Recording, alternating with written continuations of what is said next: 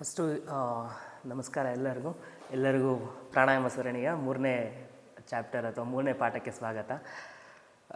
ಮೊದಲಿಗೆ ಇವತ್ತಿನ ಚಾಪ್ಟರಲ್ಲಿ ಏನೇನಿದೆ ಅನ್ನೋದನ್ನ ಒಂದು ಸರಿ ನೋಡ್ಕೊಂಬೇಡ. ಫಸ್ಟು 3 ಸೆಗ್ಮೆಂಟಾಗಿ ಮಾಡ್ಕೊಂಡಿದ್ದೀವಿ. ಫಸ್ಟ್ ಬಂದು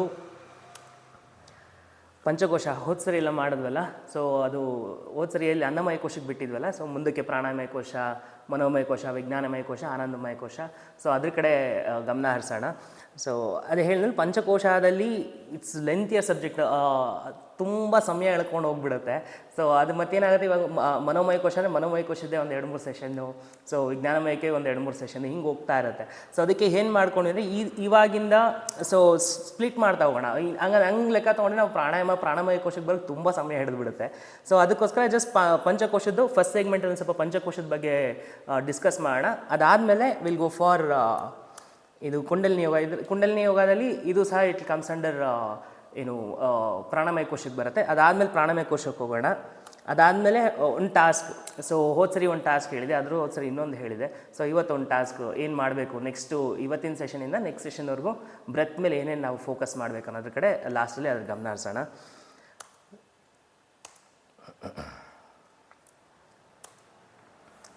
ಸೊ ಇಂಪಾರ್ಟೆನ್ಸ್ ಆಫ್ ಮನೋಮಯ ಕೋಶ. ಸಾಧಾರಣವಾಗಿ ಮನೋಮಯ ಕೋಶ ಏನಾಗೋಗ್ಬಿಡುತ್ತೆ ಅಂದರೆ, ಒಂದು ಉದಾಹರಣೆಯಿಂದ ಶುರು ಮಾಡೋಣ. ಸೊ ನಾನು ಒಬ್ರು ಕ್ಲಾಸ್ ತೊಗೊಳಕ್ಕೆ ಹೋಗ್ತಾಯಿದ್ದೆ ಆವಾಗ. ಸೊ ಕ್ಲಾಸ್ ತೊಗೊಳಕ್ಕೆ ಹೋಗ್ಬೇಕಂದ್ರೆ ಅವರು ಬಂದು is into business. So ಅವ್ರಿಗೆ ಮೇಯ್ನ್ ಒಂದು ಬಂದು ಮೈಗ್ರೇನ್ ಹೆಡೇಕ್ ಪ್ರಾಬ್ಲಮ್ ಇತ್ತು, ಮತ್ತು ಇನ್ನೊಂದು ಬಂದು ನಿದ್ದೆ ಬರ್ತಾಯಿಲ್ಲ. ಇವೆರಡು ಸಮಸ್ಯೆ ಇತ್ತು. ಸೊ ಅದಕ್ಕೆ ಅವರು ಪ್ರಕೃತಿ ಚಿಕಿತ್ಸೆ ಕಾರ್ಯಾಗಾರ ಎಲ್ಲ, ಪ್ರಕೃತಿ ಚಿಕಿತ್ಸೆದೆಲ್ಲ ಇವಾಗ ಎಷ್ಟೊಂದು ಇನ್ಸ್ಟಿಟ್ಯೂಟ್ಸ್ಗಳಿದೆಯಲ್ಲ. ಸೊ ಒಂದು ಕಡೆ ಹೋಗಿ ಎಲ್ಲ ಟ್ರೀಟ್ಮೆಂಟ್ ಎಲ್ಲ ತೊಗೊಂಡಿದ್ದಾರೆ. ಒಂದು 15-20 ದಿನ ಎಲ್ಲ ಇದ್ದು ಎಲ್ಲ ಮುಗಿಸ್ಕೊಂಡು ಬಂದರೆ ಅಲ್ಲಿ ಅವರು ಇಲ್ಲಿ 15-20 ದಿನ ಇಲ್ಲಿವರೆಗೂ ಸರಿಯಾಗಿ ಮಾಡಿದ್ದೀರಾ. ಸೊ ಮುಂದಕ್ಕೆ ಅದೇ ಒಂದು ಲಿಸ್ಟ್ ಕೊಟ್ಟಿದ್ದಾರೆ. ಸೊ ಸರ್ಟೆನ್ ಪ್ರಾಣಾಯಾಮಸು ಇದೆಲ್ಲ ಕೊಟ್ಬಿಟ್ಟು, ಸೊ ಇದನ್ನು ನಿರಂತರವಾಗಿ ನೀವು ಅಭ್ಯಾಸ ಮಾಡ್ಕೊಳ್ಬೇಕು ಅಂತ ಹೇಳಿ ಕಳಿಸಿದ್ರು. ಇವರು ನನ್ನನ್ನು ಸಂಪರ್ಕ ಮಾಡಿದ್ರು. ಸರಿ ಆಯಿತು ಅಂತ ನಾನು ಹೇಳ್ಕೊಡೋಕ್ಕೆ ಹೋಗಿದ್ದೆ. ಸೊ ಎಲ್ಲ ಲಿಸ್ಟಲ್ಲೆಲ್ಲ ಭ್ರಮರಿ ಪ್ರಾಣಾಯಾಮ, ನಾಡಿ ಶುದ್ಧಿಕ್ರಿಯೆ ಪ್ರಾಣಾಯಾಮ, ಈ ಥರದ್ದೆಲ್ಲ ಲಿಸ್ಟ್ ಇತ್ತು. ಅದನ್ನ ಹೇಳ್ಕೊಡೋಕೆ ಹೋದಾಗ ಅವ್ರದ್ದು ಏನಾಗೋಗ್ಬಿಟ್ಟಿದೆ ಅಂದರೆ, ಹೇಳ್ಕೊಡ್ತಾ ಇದ್ದೀನಿ. ಅವ್ರು ಹಿಂಗೆ ಒಂದು ಕೈಲಿ ಜ್ಞಾನ ಮುದ್ರನ ಕೈಲಿ ನಾಡಿ ಶುದ್ಧಿಕ್ರಿಯೆ ಪ್ರಾಣಾಯಾಮ ಹೇಳ್ಕೊಡ್ತಾಯಿದ್ರೆ, ಒಂದು ಫೋನ್ ಬಂದರೆ ಫೋನ್ ಎತ್ತೋದು, ಮಾತಾಡೋದು, ತಿರ್ಗಾ ಇಡೋದು.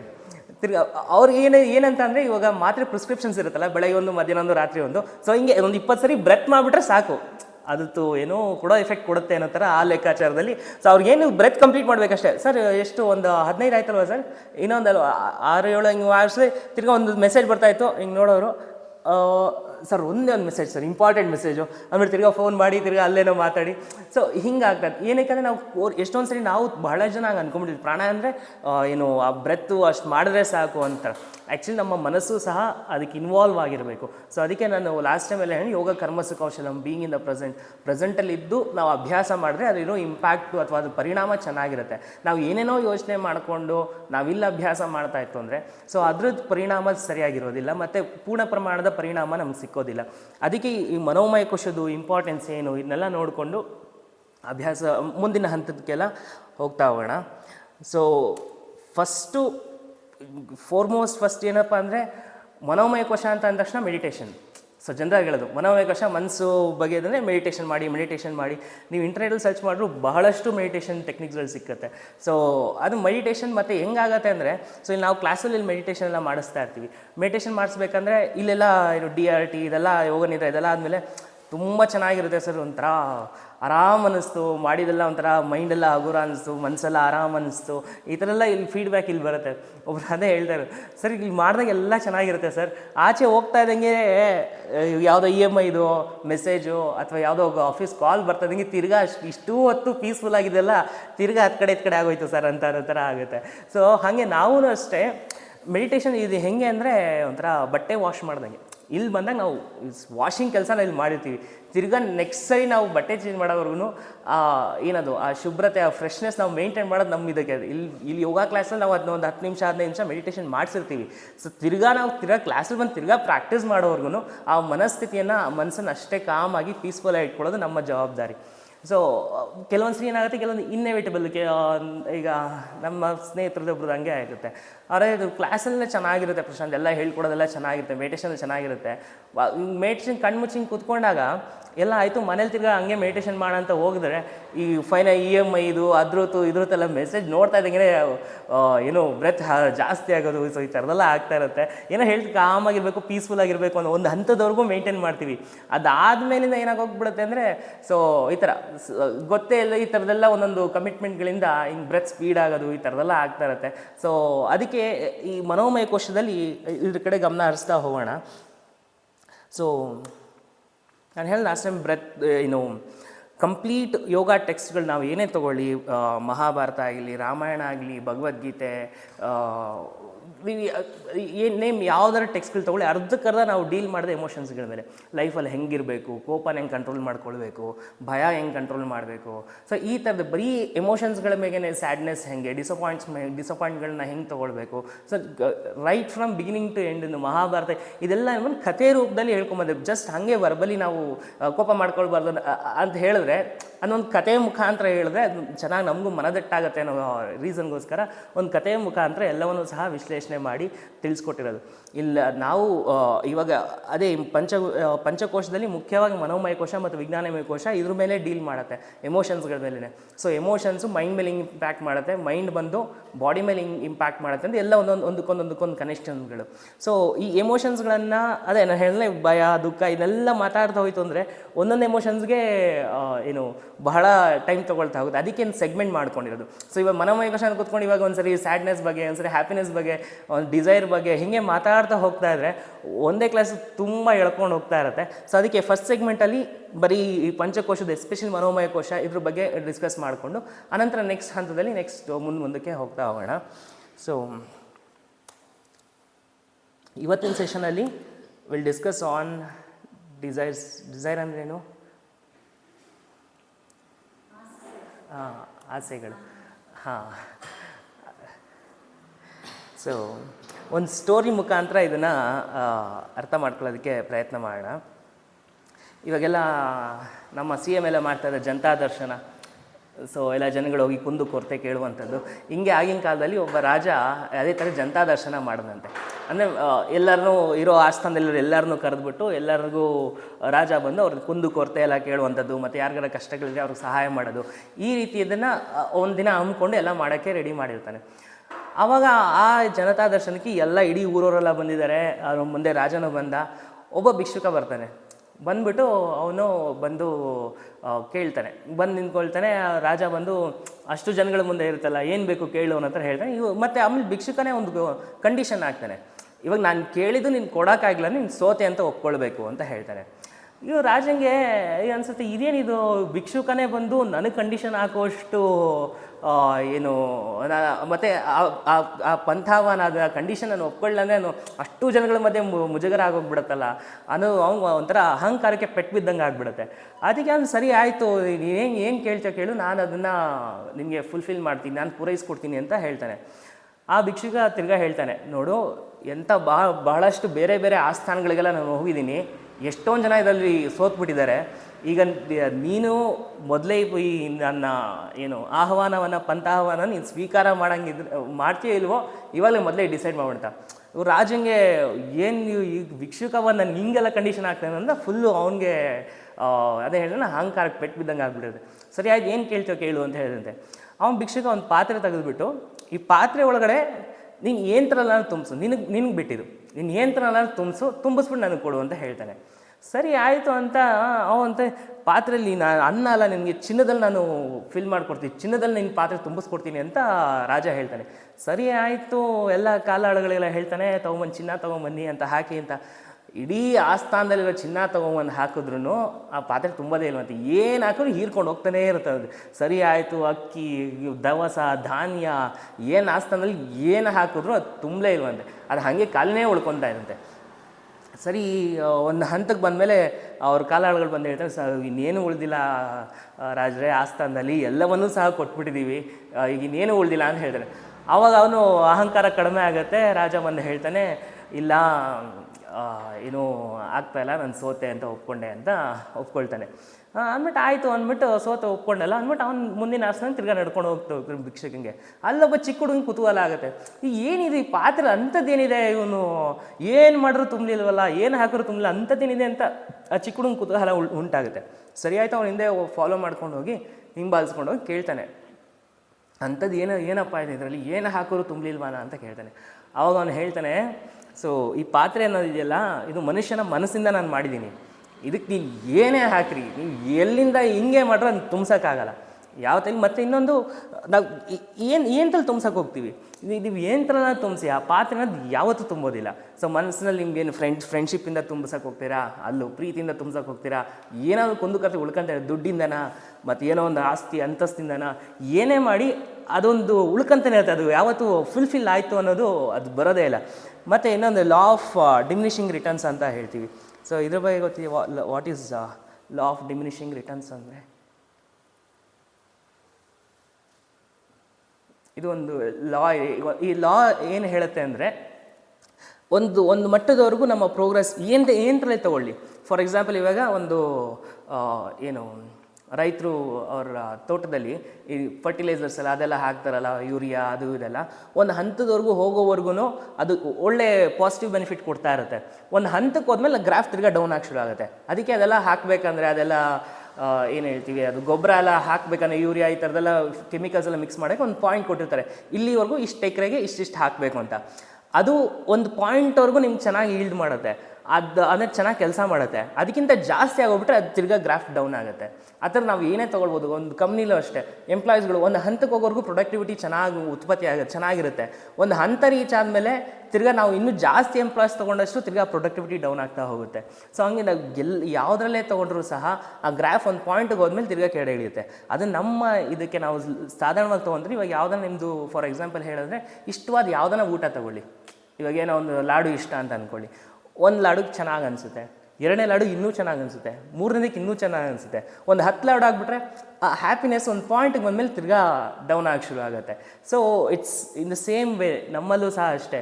ಒಂದು ಏನನ್ನಾದರೂ ನೀವು ಫಿಲ್ ಮಾಡ್ತಾ ಹೋಗಿ, ಅಲ್ಲಿ ಹೋಗಿ ರೀಚ್ ಆದಮೇಲೆ ಆಮೇಲೆ ತಿರ್ಗಾ ಅದರ ಹ್ಯಾಪಿನೆಸ್ ಡೌನ್ ಆಗ್ತಾ ಹೋಗುತ್ತೆ. ಇದು ನಮಗೆ ಮನಸ್ಸು ಹಂಗೆ ಸ್ಕಿಪ್ ಆಗ್ತಾ ಹೋಗ್ತಾ ಇರುತ್ತೆ. ಆ್ಯಂಡ್ ಇದು ನಮ್ಮದು ತಪ್ಪಲ್ಲ, ಅದು ನೇಚರ್ ಆಫ್ ಮೈಂಡ್ ನೇಚರೇ ಅದು. ನೀವು ಇವಾಗ ಫಾರ್ ಎಕ್ಸಾಂಪಲ್ ನಾವು ಚಿಕ್ಕ ವಯಸ್ಸಿಂದ ಏನೇನೆಲ್ಲ ಅಂದ್ಕೊಂಡಿರ್ತೀವಿ, ಎಷ್ಟೋ ನಾವು ರೀಚ್ ಮಾಡಿಬಿಟ್ಟಿದ್ದೀವಿ ಇವಾಗ ಆಲ್ರೆಡಿ. ಬಟ್ ಆದರೂ ಮನಸ್ಸು ಅದನ್ನು ಬಿಟ್ಟು ಇವಾಗ ಇನ್ನೇನೋ ನೋಡ್ತಾ ಇರುತ್ತೆ. ಫಾರ್ ಎಕ್ಸಾಂಪಲ್ ಹೆಂಗಾಗುತ್ತೆ ಅಂದರೆ, ಈಗ ಚಿಕ್ಕವರೇ ಬೇಕಂದರೆ ಒಂದು ಸೈಕಲ್ ಸಿಕ್ಕರೆ ಸಾಕು ಅಂತ, ಸೈಕಲ್ ಸಿಕ್ಕಾದ್ಮೇಲೆ ಬೈಕ್ ಸಿಕ್ಕರೆ ಸಾಕು ಅಂತ, ಬೈಕು ಸಿಕ್ತು. ಬೈಕ್ ಆದಮೇಲೆ ಇನ್ನೂ ಚೆನ್ನಾಗಿರೋ ಬೈಕ್ ಸಿಗಬೇಕು ಅಂತ, ಇನ್ನೋಗಿರೋ ಚೆನ್ನಾಗಿ ಬೈಕ್ ಅಂದರೆ ಕಾರ್ ತೊಗೋಬೇಕು ಅಂತ, ಕಾರ್ ಆದಮೇಲೆ ಇನ್ನೂ ಹೈ ಎಂಡ್ ಕಾರ್ ತೊಗೋಬೇಕು ಅಂತ, ಹೈ ಎಂಡ್ ಕಾರ್ ಆದಮೇಲೆ ಅವ್ರಿಗೆ ಇನ್ನೊಂದು ಇರುತ್ತೆ, ಒಂದು ಹೆಲಿಕಾಪ್ಟರ್ ಅಂದರೆ ಓನ್ ಹೆಲಿಕಾಪ್ಟರ್ ಇರಬೇಕು, ಪ್ರೈವೇಟ್ ಜೆಟ್ ಇರಬೇಕು ಅಂತ. ಆ ಥರ ಅದು ಯಾವತ್ತೂ ಕೊನೆ ಆಗಲ್ಲ, ಅದು ಮುಂದಕ್ಕೆ ಹೋಗ್ತಾನೆ ಇರುತ್ತೆ. ಆ ನೇಚರ್ ಅರ್ಥ ಮಾಡ್ಕೊಂಡ್ಬಿಟ್ರೆ ನಾವು ಅದನ್ನ ಅಳವಡಿಸ್ಕೊಂಡು ನಮ್ಮ ಜೀವನದಲ್ಲಿ ಇರೋದಕ್ಕೆ ಸರಿ ಹೋಗುತ್ತೆ. ಇಲ್ಲಾಂದ್ರೆ ಏನಾಗುತ್ತೆ, ನಾವು ಹಿಂಗೆ ಓಡ್ತಾನೇ ಇರ್ತೀವಿ, ಇದು ಸಿಗ್ತಾ ಸರಿ, ಅದು ಮುಗಿದ ತಕ್ಷಣ ತಗೋ ಇನ್ನೊಂದು. ನಮ್ಮ ನೇಚರೇ ಅದು. ನೀವು ಏನೇ ಯಾವುದ್ರಲ್ಲಿ ತುಂಬಿಸ್ಕೊಳಕ್ಕೆ ಹೋಗ್ತೀನಿ ಅಂದರೂ ನಮ್ಮ ಮನಸ್ಸು ತುಂಬೋದೇ ಇಲ್ಲ. ಸೊ ಅದಕ್ಕೆ ಆ ನೇಚರ್ ಅರ್ಥ ಮಾಡಿಕೊಂಡು, ನಾನು ಅದನ್ನೇ ನೇಚರ್ ಆಫ್ ದ ಮೈಂಡ್ ಅಂತ ಹೇಳೋದು. ಆ ಪ್ರಕೃತಿಗಳನ್ನು ಅರ್ಥ ಮಾಡ್ಕೊಂಡ್ಬಿಟ್ರೆ ನಮ್ಗೆ ಅವಾಗ ಒಂದು ರಿಯಾಲಿಟಿ ಅನ್ನೋದು ಗೊತ್ತಾಗ್ಬಿಡುತ್ತೆ. ಇವಾಗ ನೇಚರ್ ಇವಾಗ ನೋಡಿ, ಇವಾಗ ಬೆಂಕಿದ ನೇಚರ್ ಏನೋ ಸುಡುವಂಥದ್ದು, ಹಾಗೆ ಇವಾಗ ಹಸುಗಳ ನೇಚರ್ ಏನು, ಹುಲ್ಲು ತಿಂದು ಅದು ಏನು ನಮಗೆ ಹಾಲು ಕೊಡುತ್ತೆ. ಇದು ಬಂದು ಅದ್ರ ಪ್ರಕೃತಿ, ಹಸುವಿನ ಪ್ರಕೃತಿ ಅದು. ಹುಲ್ಲು ತಿಂದು ನಮ್ಗೆ ಹಾಲು ಕೊಡುತ್ತೆ.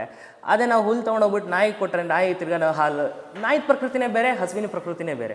ಇದು ಈ ಮೆಕ್ಯಾನಿಸಮ್ ಮಾಡೋದು. ಬಟ್ ನಾಯಿ ಆ ಮೆಕ್ಯಾನಿಸಮ್ ಮಾಡಲ್ಲ. ಹಾಗೆ ನಮ್ಮ ಮನಸ್ಸಿನ ಮೆಕ್ಯಾನಿಸಮ್ ಏನಂದರೆ, ನೀವು ಏನೇ ತುಂಬಿಸಿದ್ರು ಅದು ಫಿಲ್ ಆಗದೇ ಇರೋದೇ ಅದ್ರ ಪ್ರಕೃತಿ. ನಾವು ಅದಕ್ಕೆ ತುಂಬಿಸೋದು ಪ್ರಯತ್ನ ಮಾಡ್ಕೊಂಡು ಹೋಗ್ತೀನಿ, ನಾನು ಅದನ್ನು ತೊಗೊಂಡು ನಾನು ಖುಷಿಯಾಗಿರ್ತೀನಿ, ಇದನ್ನು ತೊಗೊಂಡು ಖುಷಿಯಾಗಿರ್ತೀನಿ ಅಂದರೆ ಅದು ಯಾವತ್ತೂ ಆಗೋದಿಲ್ಲ.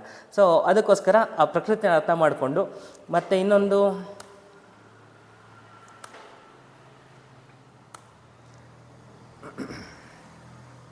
What is real happiness? In real happiness ಅಂತ ಅಂದರೆ ಖುಷಿ ಅಂದ್ರೇನು? Any definition?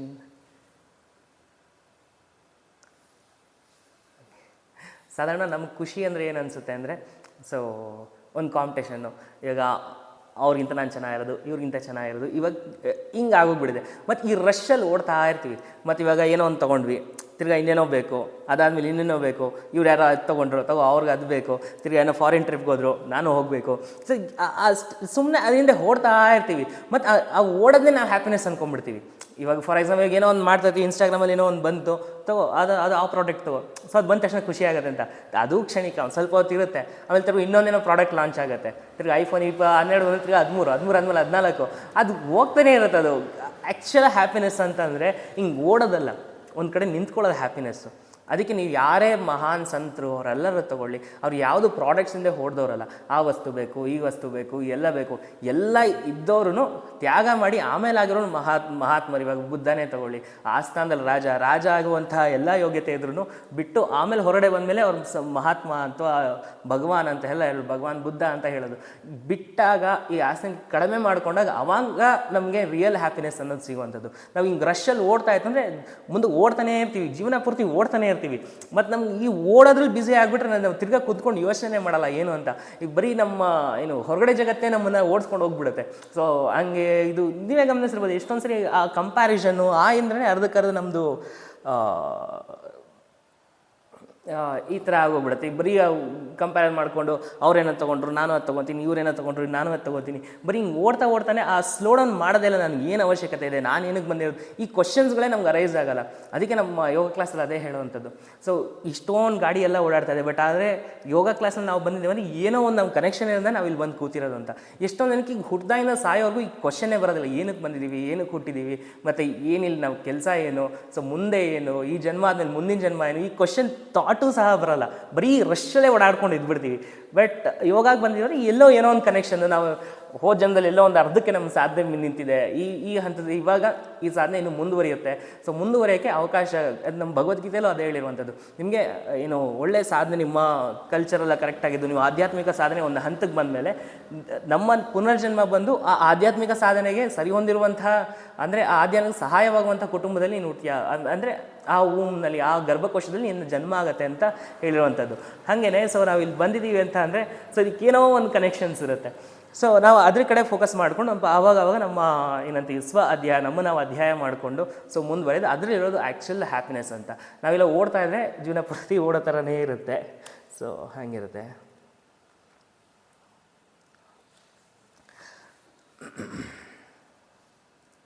ಮತ್ತು ಯಾವುದು ಯಾರಿಗೇ ಆಗಲಿ ಇದೊಂದು what is your answer for few questions ಅಂತ. ಅಂದರೆ ಜಸ್ಟ್ ನಾನು ಸುಮ್ಮನೆ ನನ್ನ ರೆಫರೆನ್ಸಿಗೆ ನಾನು ಬರ್ಕೊಂಡಿದ್ದೀನಿ.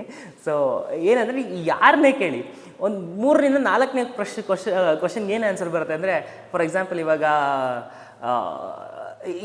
ಒಬ್ಬರು ಡಾಕ್ಟ್ರನ್ನಾಗಲಿ ಯಾರನ್ನೇ ಆಗಲಿ, ಸೊ ಏನಕ್ಕೆ ನೀವು ಡಾಕ್ಟರ್ ಆಗಿದ್ದೀರಾ ಅಂತ ಕೇಳಿದ್ರೆ, ಸೊ ಅವ್ರು ಏನು ಜನಕ್ಕೆ ಸಹಾಯ ಮಾಡಬೇಕು, ಸಹಾಯ ಯಾಕೆ ಮಾಡ್ತಾಯಿದ್ದೀರಾ, ಸಹಾಯ ಮಾಡೋಕ್ಕೆ ನನಗೆ ಮನಸ್ಸಿಗೆ ಖುಷಿ.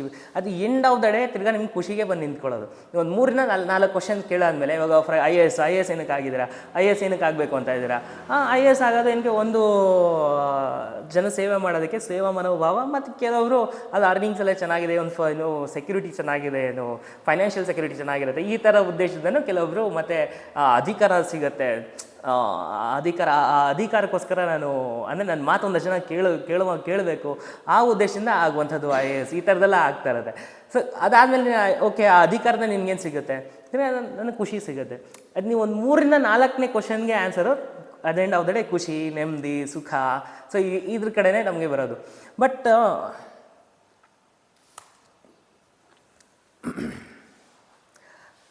ನೆಕ್ಸ್ಟು ಈ ಖುಷಿ ಒಂದು 4ರಿಂದ 5ನೇ ಇದಕ್ಕೆ ನಮಗೆ ಖುಷಿ ಅನ್ನೋದು ಸಿಗುತ್ತೆ. ಅದೇನು ಮಾಡ್ತೀವಿ, ಆ ಖುಷಿ ನಾವು ಹೊರಗಡೆನೇ ಇಟ್ಬಿಟ್ಟಿರ್ತೀವಿ. ಸೊ ಆ್ಯಕ್ಚುಲಾಗಿ ನಾವು ಹಿಂಗೆ ಸುತ್ತಿ ಬಳಸಿ ಇವಾಗ ಏನೋ ಒಂದು ಮಾಡೋದು, ಅಥವಾ ಇನ್ನೇನೋ ಒಂದು ತೊಗೊಂಡಾಗ ಖುಷಿ ಆಗೋದು, ಇವಾಗ ಒಂದು ಕಾರ್ ತೊಗೊಂಡಾದ್ಮೇಲೆ ಖುಷಿ ಆಗೋದು, ಹೈ ಎಂಡ್ ಬೈಕ್ ತೊಗೊಂಡಾಗ ಖುಷಿ ಆಗೋದು, ಆ ಖುಷಿ ಬರೀ ಆಬ್ಜೆಕ್ಟ್ಸ್ ಮೇಲೆ ನೀವು ಫಾರಿನ್ ಟ್ರಿಪ್ಗೆ ಹೋದರೆ ಖುಷಿ ಆಗೋದು, ಇಟ್ಸ್ ಅ ಇಂಟರ್ನಲ್ ಫೀಲಿಂಗ್, ನಮ್ಮ ಒಳಗಡೆ ಆಗುವಂಥದ್ದು ಖುಷಿ. ಅದನ್ನು ನಾವು ಈ ಥರ ಹೊರಗಡೆದಕ್ಕೆ ಟ್ಯಾಗ್ ಮಾಡಿರ್ತೀವಿ. ಸೊ ಅದು ಸಿಕ್ಕಾದ್ಮೇಲೆ ನಾನು ಖುಷಿಯಾಗಿರ್ತೀನಿ, ಇಲ್ಲಿಗೆ ಹೋದ್ಮೇಲೆ ನಾನು ಖುಷಿಯಾಗಿರ್ತೀನಿ, ಇಂಥವ್ರ ಜೊತೆ ಫ್ರೆಂಡ್ಶಿಪ್ ಆದಮೇಲೆ ನಾನು ಖುಷಿಯಾಗಿರ್ತೀನಿ. ಇದು ನಿಂಗೆ ವಯ ಹೋಗೋದಕ್ಕಿಂತ ಡೈರೆಕ್ಟಾಗಿ ಖುಷಿ ಕಡೆನೇ ಫೋಕಸ್ ಮಾಡ್ಬೋದಲ್ಲ.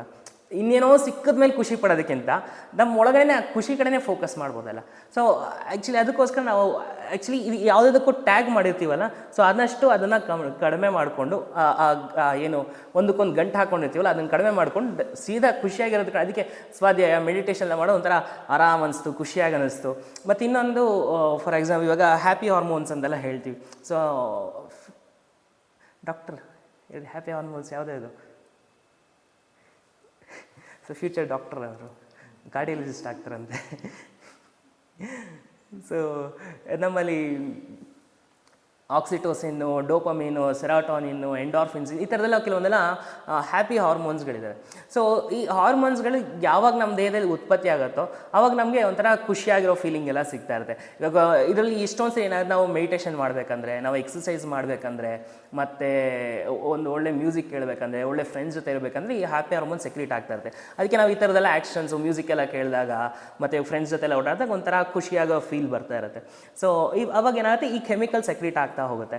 ಯಾವಾಗ ಈ ಕೆಮಿಕಲ್ ಸೆಕ್ರೀಟ್ ಆಗೋದಿಲ್ಲ ಅವಾಗ ನಾವು ಸೈಕಾಟ್ರಿಸ್ಟ್ ಎಲ್ಲ ರಫಾಗಿ ನಾನು ಹೇಳ್ತೇನೆ ಟ್ರೀಟ್ಮೆಂಟಲ್ಲಿ ಈ ಕೆಮಿಕಲ್ಸ್ ಸೆಕ್ರೀಟ್ ಆಗುವಂಥ ಟ್ಯಾಬ್ಲೆಟ್ಸ್ಗಳು ಸೊ ಇದೆಲ್ಲ ಕೊಡ್ತಾ ಹೋಗ್ತಾರೆ. ಅವಾಗ ಯಾವಾಗ ಟ್ಯಾಬ್ಲೆಟ್ಸ್ ತೊಗೊಂಡಾಗ ಆ ಕೆಮಿಕಲ್ಸ್ ಒಳಗಡೆಯಿಂದ ಸೆಕ್ರೀಟ್ ಆಗೋದಕ್ಕೆ ಸಹಾಯ ಮಾಡ್ತಾ ಇರುತ್ತೆ. ಆ ಕೆಮಿಕಲ್ ಸೆಕ್ರೀಟ್ ಆಗಬೇಕು ಆಗೋದಕ್ಕೆ ನಾವು ಏನು ಮಾಡ್ಬಿಡ್ತೀವಿ, ಇನ್ನೊಂದು ತಪ್ಪೇನೆಂದರೆ ಈ ಆ ಕೆಮಿಕಲ್ ಸೆಕ್ರೇಷನ್ ನಾವು ತುಂಬ ದೊಡ್ಡ ಆಬ್ಜೆಕ್ಟ್ಸ್ಗಳು ಇಡಕ್ಕೆ ಹೋಗ್ಬಿಡ್ತೀವಿ. ಸೊ ಇನ್ನೇನೋ ಒಂದು ದೊಡ್ಡ ಕಾರ್ ತೊಗೊಂಡ್ರೆ ಖುಷಿಯಾಗುವಂಥದ್ದು ಆ್ಯಕ್ಚುಲಿ ಸಿಂಪಲಾಗೂ ಇಡ್ಬೋದು. ಮಾಸ್ಟರ್ ಹಿರಣ್ಣ ಇರೋರು ಅಂತ ಕೇಳ್ತಾ ಇದೆ, ಏನೋ ಖುಷಿ ಪಡೋ ಮನಸ್ಥಿತಿ ಇರೋನು ಉಚ್ಚ ವೇದಲ್ಲೂ ಖುಷಿ ಪಡ್ತಾನಂತೆ. ಅಂದರೆ ಇಟ್ಸ್ ರಾ ಅದು ಹಂಗೆ ಹೇಳಿದ್ರೇ ಸರಿ, ಇಲ್ಲಾಂದರೆ ಅದು ಎಸೆನ್ಸ್ ಹೊಟ್ಟೋಗ್ಬಿಡುತ್ತೆ. ಆ ಮನಸ್ಥಿತಿ ಇಂಪಾರ್ಟೆಂಟು. ನಾವು ಸಣ್ಣ ಪುಟ್ಟದ್ರಲ್ಲಿ ನಾವು ಖುಷಿ ಪಡ್ಬೋದು, ಬಟ್ ಆ ನೋಡೋ ಮನಸ್ಥಿತಿನೇ ಇರಲ್ಲ, ಅದು ಅನುಭವಿಸುವಂಥ ಮನಸ್ಥಿತಿನೇ ಇಟ್ಕೊಳ್ಳಿಲ್ಲ. ಬರೀ ದೊಡ್ಡದಿದ್ದೇ ಖುಷಿ ಅಂತ ಮಾಡೋದು. ಇವತ್ತು ದೊಡ್ಡ ಹೈ ಎಂಡ್ ರೆಸ್ಟೋರೆಂಟ್ ಹೋದ್ರೇ ಖುಷಿ ಇಲ್ಲ, ಹೈಜೀನ್ ಪರ್ಪಸ್ಸು ಹಂಗೆಲ್ಲ ಇದ್ದರೆ ಓಕೆ. ಬಟ್ ನಾನು ಅದು ಇನ್ಸ್ಟಾಗ್ರಾಮಲ್ಲಿ ಹಾಕಬೇಕು, ಯಾವುದೋ ಹೊಸದಾಗೇನೋ ಇಡೀ ಬೆಂಗಳೂರಿಗೆ ಏಷ್ಯಾಗೆ ದೊಡ್ಡದಂತೆ, ನಾನು ಅಲ್ಲಿ ಹೋಗಿ ನಾನು ಅದನ್ನು ತೆಗೆದು ಇನ್ಸ್ಟಾಗ್ರಾಮ್ ಹಾಕಿ ಅದರಲ್ಲಿ ಒಂದಷ್ಟು ನನ್ನ ಲೈಕ್ಸ್ ಕೊಟ್ಟರೆ ಆಮೇಲೆ ನನಗೆ ಖುಷಿ ಆಗುತ್ತೆ ಅಂತ. ಆ ಡೋಪಮಿನ್ ನೋಡಿ ಎಲ್ಲೆಲ್ಲೆಲ್ಲೆಲ್ಲ ಕನೆಕ್ಟ್ ಮಾಡಿರ್ತೀವಿ. ಒಂದ್ಸರಿ ಅದೊಂದು ನಾನು ಹಾಕೋ ಪೋಸ್ಟ್ನ ನಾನು ಅಷ್ಟು ದೊಡ್ಡ ರೆಸ್ಟೋರೆಂಟ್ಗೆ ಹೋಗಿದ್ದೀನಿ ಅಥವಾ ಆ ಥರ ನಾವು ಡ್ರೆಸ್ ಮಾಡ್ಕೊಂಡಿದ್ದೀನಿ, ಅದನ್ನು ಇವ್ರು ನೋಡಬೇಕು, ಇವ್ರು ನೋಡಿ ಅವ್ರು ಲೈಕ್ ಮಾಡಬೇಕು, ಲೈಕ್ ಮಾಡಾದ್ಮೇಲೆ ಖುಷಿ ಪಡಬೇಕು. ಅಕಸ್ಮಾತ್ ಇನ್ಯಾರೋ ಒಬ್ರು ಕಾಂಪಿಟೇಷನ್ಗೆ ಬಿದ್ದರೆ ಸೊ ಅದು ಇನ್ನೊಂದು ಥರ ಖುಷಿ. ಸೊ ಅವರು ಆ ಥರ ದೊಡ್ಡ ಇದು ಮಾಡಿಕೊಂಡು ಆಮೇಲೆ ಖುಷಿ ಪಡೋದಕ್ಕಿಂತ ಸೀದಾ ನಾವು ಮೆಡಿಟೇಷನ್ನು, ಪ್ರಾಣಾಯಾಮ ಈ ಥರದೆಲ್ಲ ನಾವು ಅಭ್ಯಾಸ ಮಾಡ್ತಾಯಿದ್ರೆ ಅದರಲ್ಲೂ ಸಹ ನಮಗೆ ಖುಷಿ. ಸಣ್ಣ ಪುಟ್ಟದಲ್ಲೂ ಖುಷಿಗಳಿರುತ್ತೆ, ನಾವು ಅದನ್ನ ಮರ್ತೇ ಬಿಡ್ತೀವಿ. ಇವಾಗ ಏನು ಹೇಳ್ತೀವಿ, ಮನೆಯ ಮಕ್ಳ ಜೊತೆ ಮಾತಾಡೋದು ಅದರಲ್ಲೂ ಒಂದು ಖುಷಿ ಇರುತ್ತೆ, ಮತ್ತು ಫ್ಯಾಮಿಲಿ ಮೆಂಬರ್ಸ್ ಜೊತೆ ಮಾತಾಡೋದು ಅದರಲ್ಲೂ ಒಂದು ಖುಷಿ ಇರುತ್ತೆ. ಬಟ್ ಅದರ ಸಣ್ಣ ಪುಟ್ಟದ ಆ ಬಾಂಡೇಜಸ್ಗಳು, ಇವಾಗ ಫ್ರೆಂಡ್ಸ್ ಜೊತೆ ಹೋಗೋದು ಅದರಲ್ಲೂ ಖುಷಿ ಇದೆ. ಇವಾಗ ಯಾವುದೊಂದು ಸ್ಟ್ಯಾಂಡರ್ಡ್ಸ್ ಫಿಕ್ಸ್ ಆಗಿಬಿಟ್ಟಿರುತ್ತೆ. ಟ್ರಿಪ್ ಅಂದಷ್ಟೇ ಫಾರಿನ್ ಟ್ರಿಪ್ ಹೋದ್ರೇ ಒಂದು ಖುಷಿ, ಅದು ಹೋಗಿ ನಾನು ಇನ್ನೊಂದು ವರ್ಷಕ್ಕೆ ತೋರಿಸ್ಬೇಕು ನಾನು ಟ್ರಿಪ್ ಹೋಗಿದ್ದೀನಿ ಅನ್ನೋದು, ಅವಾಗ ನನಗೆ ಖುಷಿ ಆಗುತ್ತೆ. ಇಲ್ಲ ಅಂದರೆ ಸಣ್ಣ ಪುಟ್ಟದಲ್ಲಿ ಅದು ಎಲ್ಲರೂ ಮಾಡ್ತಾರೆ. ಮತ್ತು ಇನ್ನೊಂದು ಏನಾಗುತ್ತೆ, ಗೊತ್ತೇ ಇಲ್ದಂಗೆ ಈ ಕಾಂಪಿಟೇಷನ್ಗೆ ಬಂದುಬಿಟ್ಟಿರ್ತೀವಿ. ನಮ್ಗೆ ಗೊತ್ತೇ ಇಲ್ಲಂಗೆ ಈ ರೇಸಲ್ಲಿ ನಿಂತ್ಬಿಟ್ಟಿರ್ತೀವಿ. ಸೊ ನಾನು ಪ್ರಾಬ್ಲಮ್ ಎಲ್ಲ ಆಗೋದು ಇಲ್ಲೇ ಆಗೋದು, ಎಸ್ಪೆಷಲಿ ಖುಷಿ ವಿಚಾರದಲ್ಲಿ. ಆ್ಯಕ್ಚುಲಾಗಿ ನಾವು ಖುಷಿ ಇರೋದು ಸುಲಭ, ಸಣ್ಣ ಪುಟ್ಟದಲ್ಲೂ ಖುಷಿ ಇರುತ್ತೆ. ಬಟ್ ನಮಗೆ ಗೊತ್ತಿಲ್ಲದಂಗೆ ನಾನು ದೊಡ್ಡದ್ರಲ್ಲಿ ಇಟ್ಬಿಡ್ತೀವಿ ಖುಷಿನ. ಏನೇನೋ ಅದು ಸಿಕ್ಕಿದ್ರೆ ಇದು ಸಿಕ್ಕಿದ್ರೆ ಈ ಥರ ದೊಡ್ಡದ್ರಲ್ಲಿ ಖುಷಿ ಇಟ್ಬಿಟ್ರೆ ಆವಾಗ ನಮಗೆ ಸಮಸ್ಯೆಗಳು ಉಂಟಾಗಕ್ಕೆ ಶುರು ಆಗೋಂಥದ್ದು.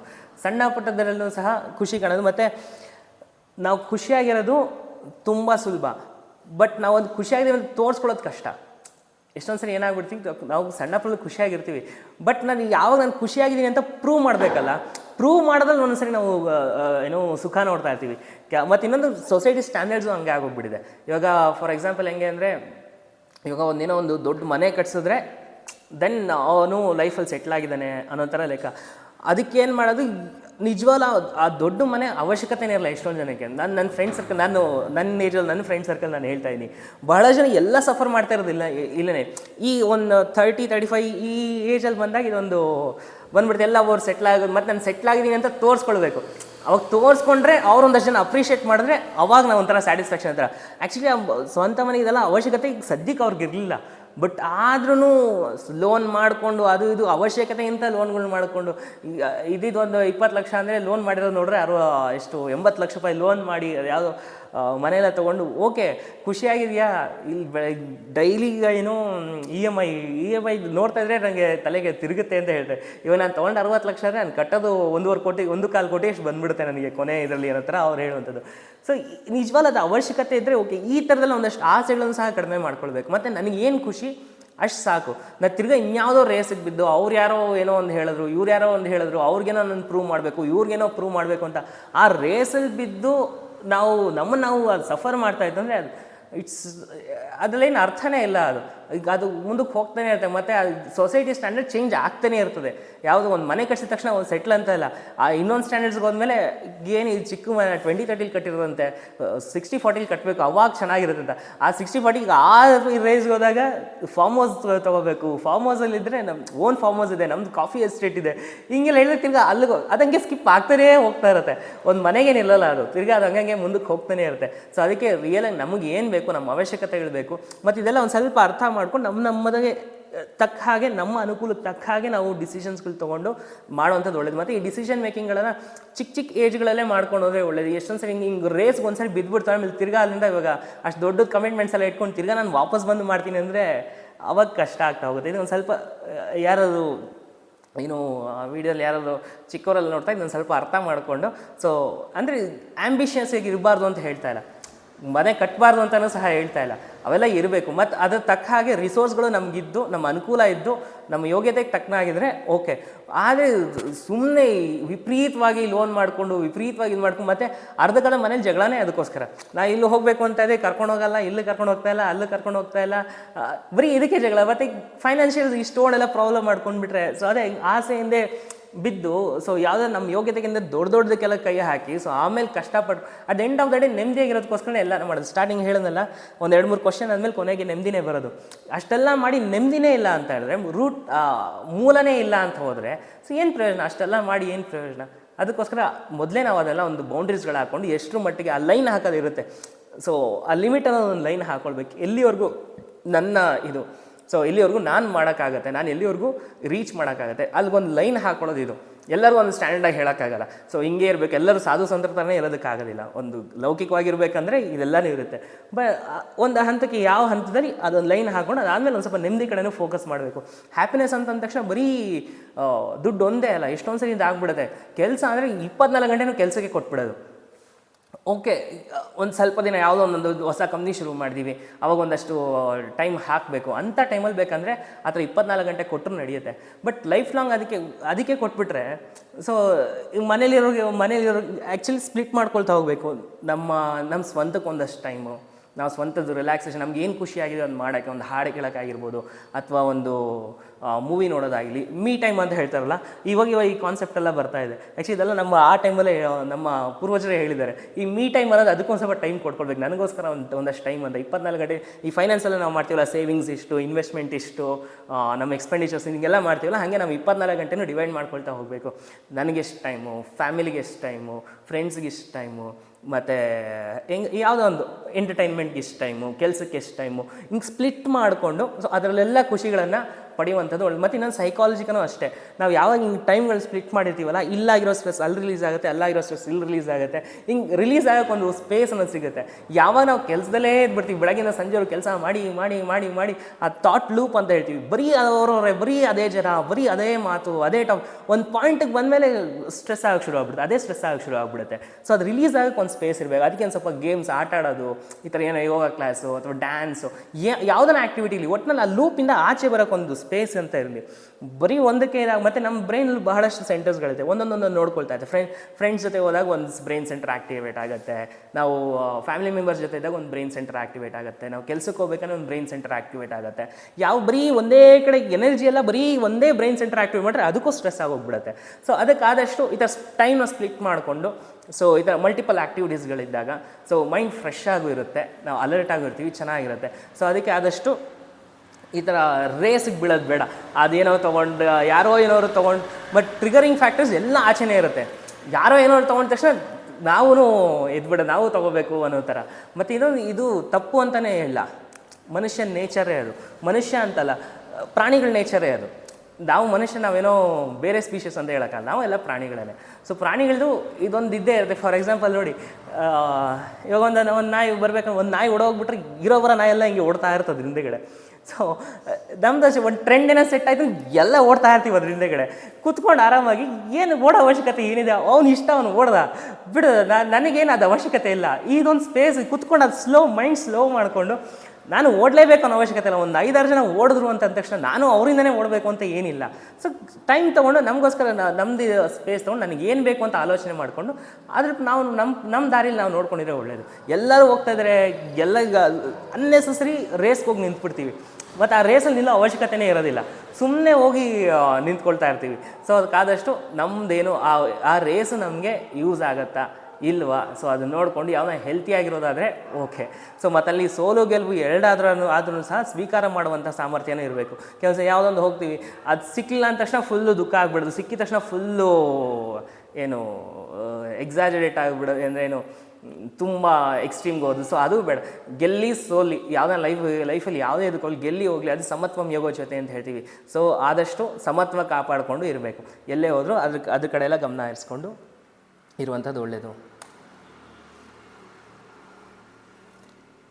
ಅದೇ ಹೇಳಿದ್ನಲ್ಲ, ನೀವು ಯಾರಿಗೆ ಪ್ರೂವ್ ಮಾಡಬೇಕು, ಅದೇ ಪ್ರೂವ್ ಮಾಡಿ ಏನು ಅವಶ್ಯಕತೆ, ಯಾವ ರೇಸಲ್ಲಿ ಗೆದ್ದನೋ ಸೋತ್ನೋ, ಮತ್ತು ಇದೊಂದು ಆಗ್ಬಿಡ್ತದೆ. ರೇಸ್ಗೆ ಬಿದ್ದಾಗ ನಾವು ಅದೇ ಪ್ರೂವ್ ಮಾಡೋಕ್ಕೆ ಓಡಾಡ್ತಾ ಇರ್ತೀವಿ. ನಾವು ಆಲ್ರೆಡಿ ಡಿಸ್ಕಸ್ ಮಾಡೋದಲ್ಲ, ನಾವು ಖುಷಿಯಾಗಿದ್ದೀವಿ ಅಂತ ಪ್ರೂವ್ ಮಾಡೋಕ್ಕೆ ಓಡಾಡ್ತಾ ಇರ್ತೀವಿ. ಯಾರಿಗೆ ಪ್ರೂವ್ ಮಾಡಬೇಕು? ನೀವು ಖುಷಿಯಾಗಿದ್ರೆ ಅಂತ ಪ್ರೂವ್ ಮಾಡಿ ಏನು ಅವಶ್ಯಕತೆ ಇದೆ? ಅದು ಎಂಡ್ ಆಫ್ ದ ಡೇ ನಾವೇನು ಮಾಡ್ತೀವಿ, ಪ್ರೂವ್ ಮಾಡೋದ್ರಲ್ಲೇ ಸಮಯ ಕಳೆದ್ಬಿಡ್ತೀವಿ. ನಾನು ಖುಷಿಯಾಗಿದ್ದೀನಿ, ಅದೇ ನಾನು ಎಸ್ಪೆಷಲಿ ಈ ಸೋಷಿಯಲ್ ಮೀಡಿಯಾದಲ್ಲಿ ಸೋಷಿಯಲ್ ಮೀಡಿಯಾದಲ್ಲಿ ಆಗುವಂಥದ್ದು ಇನ್ಪುಟ್ಸ್ಗಳು. ಮತ್ತು ಇವಾಗ 24 ಗಂಟೆಲಿ ಎಷ್ಟೊಂದು ಜನ ಇವಾಗ ಇನ್ನು ಆ್ಯಾವ್ರೇಜ್ 1-2-3 ಅವರೆಲ್ಲ ಸೋಷಿಯಲ್ ಮೀಡಿಯಾದಲ್ಲಿ ಖರ್ಚು ಮಾಡೋದು ಭಾಳ ಜನ ಇದ್ದಾರೆ. ಅವ್ರಿಗೇನಂದರೆ ನಾನು ಖುಷಿಯಾಗಿದ್ದೀನಿ ಅನ್ನೋದನ್ನ ಪ್ರೂವ್ ಮಾಡ್ತಾ ಹೋಗಬೇಕು. ಅದಕ್ಕೋಸ್ಕರ ಪೋಸ್ಟ್ ಮಾಡೋದು, ಪೋಸ್ಟ್ ಆದಮೇಲೆ ಅದಕ್ಕೆ ಲೈಕ್ ಬರಬೇಕು ಅಂತ ಓಡಾಡೋಂಥದ್ದು. ಸೊ ಇದರಲ್ಲೇ ಅದೇ ಒಂದು ವ್ಯಸನ ಆಗೋಗ್ಬಿಟ್ಟಿದೆ. ಸೊ ಅದಕ್ಕೆ ಆದಷ್ಟು ಈ ಪ್ರೂವ್ ಮಾಡೋದೆಲ್ಲ ಬಿಟ್ಬಿಟ್ಟು, ಸೊ ನಮಗೆ ಏನು ಖುಷಿ ಅಂತ ತಿಳ್ಕೊಂಡು ಆ ಅದ್ರ ಕಡೆ ಫೋಕಸ್ ಮಾಡಿಕೊಂಡು ಮುಂದುವರಿಯೋದ್ರ ಕಡೆ ಗಮನ ಹರಿಸೋದು ಒಳ್ಳೆಯದು ಅಂತ. ಓಕೆ, ಇಲ್ಲಿವರೆಗೂ ಏನಾದರೂ ಡೌಟ್ಸ್?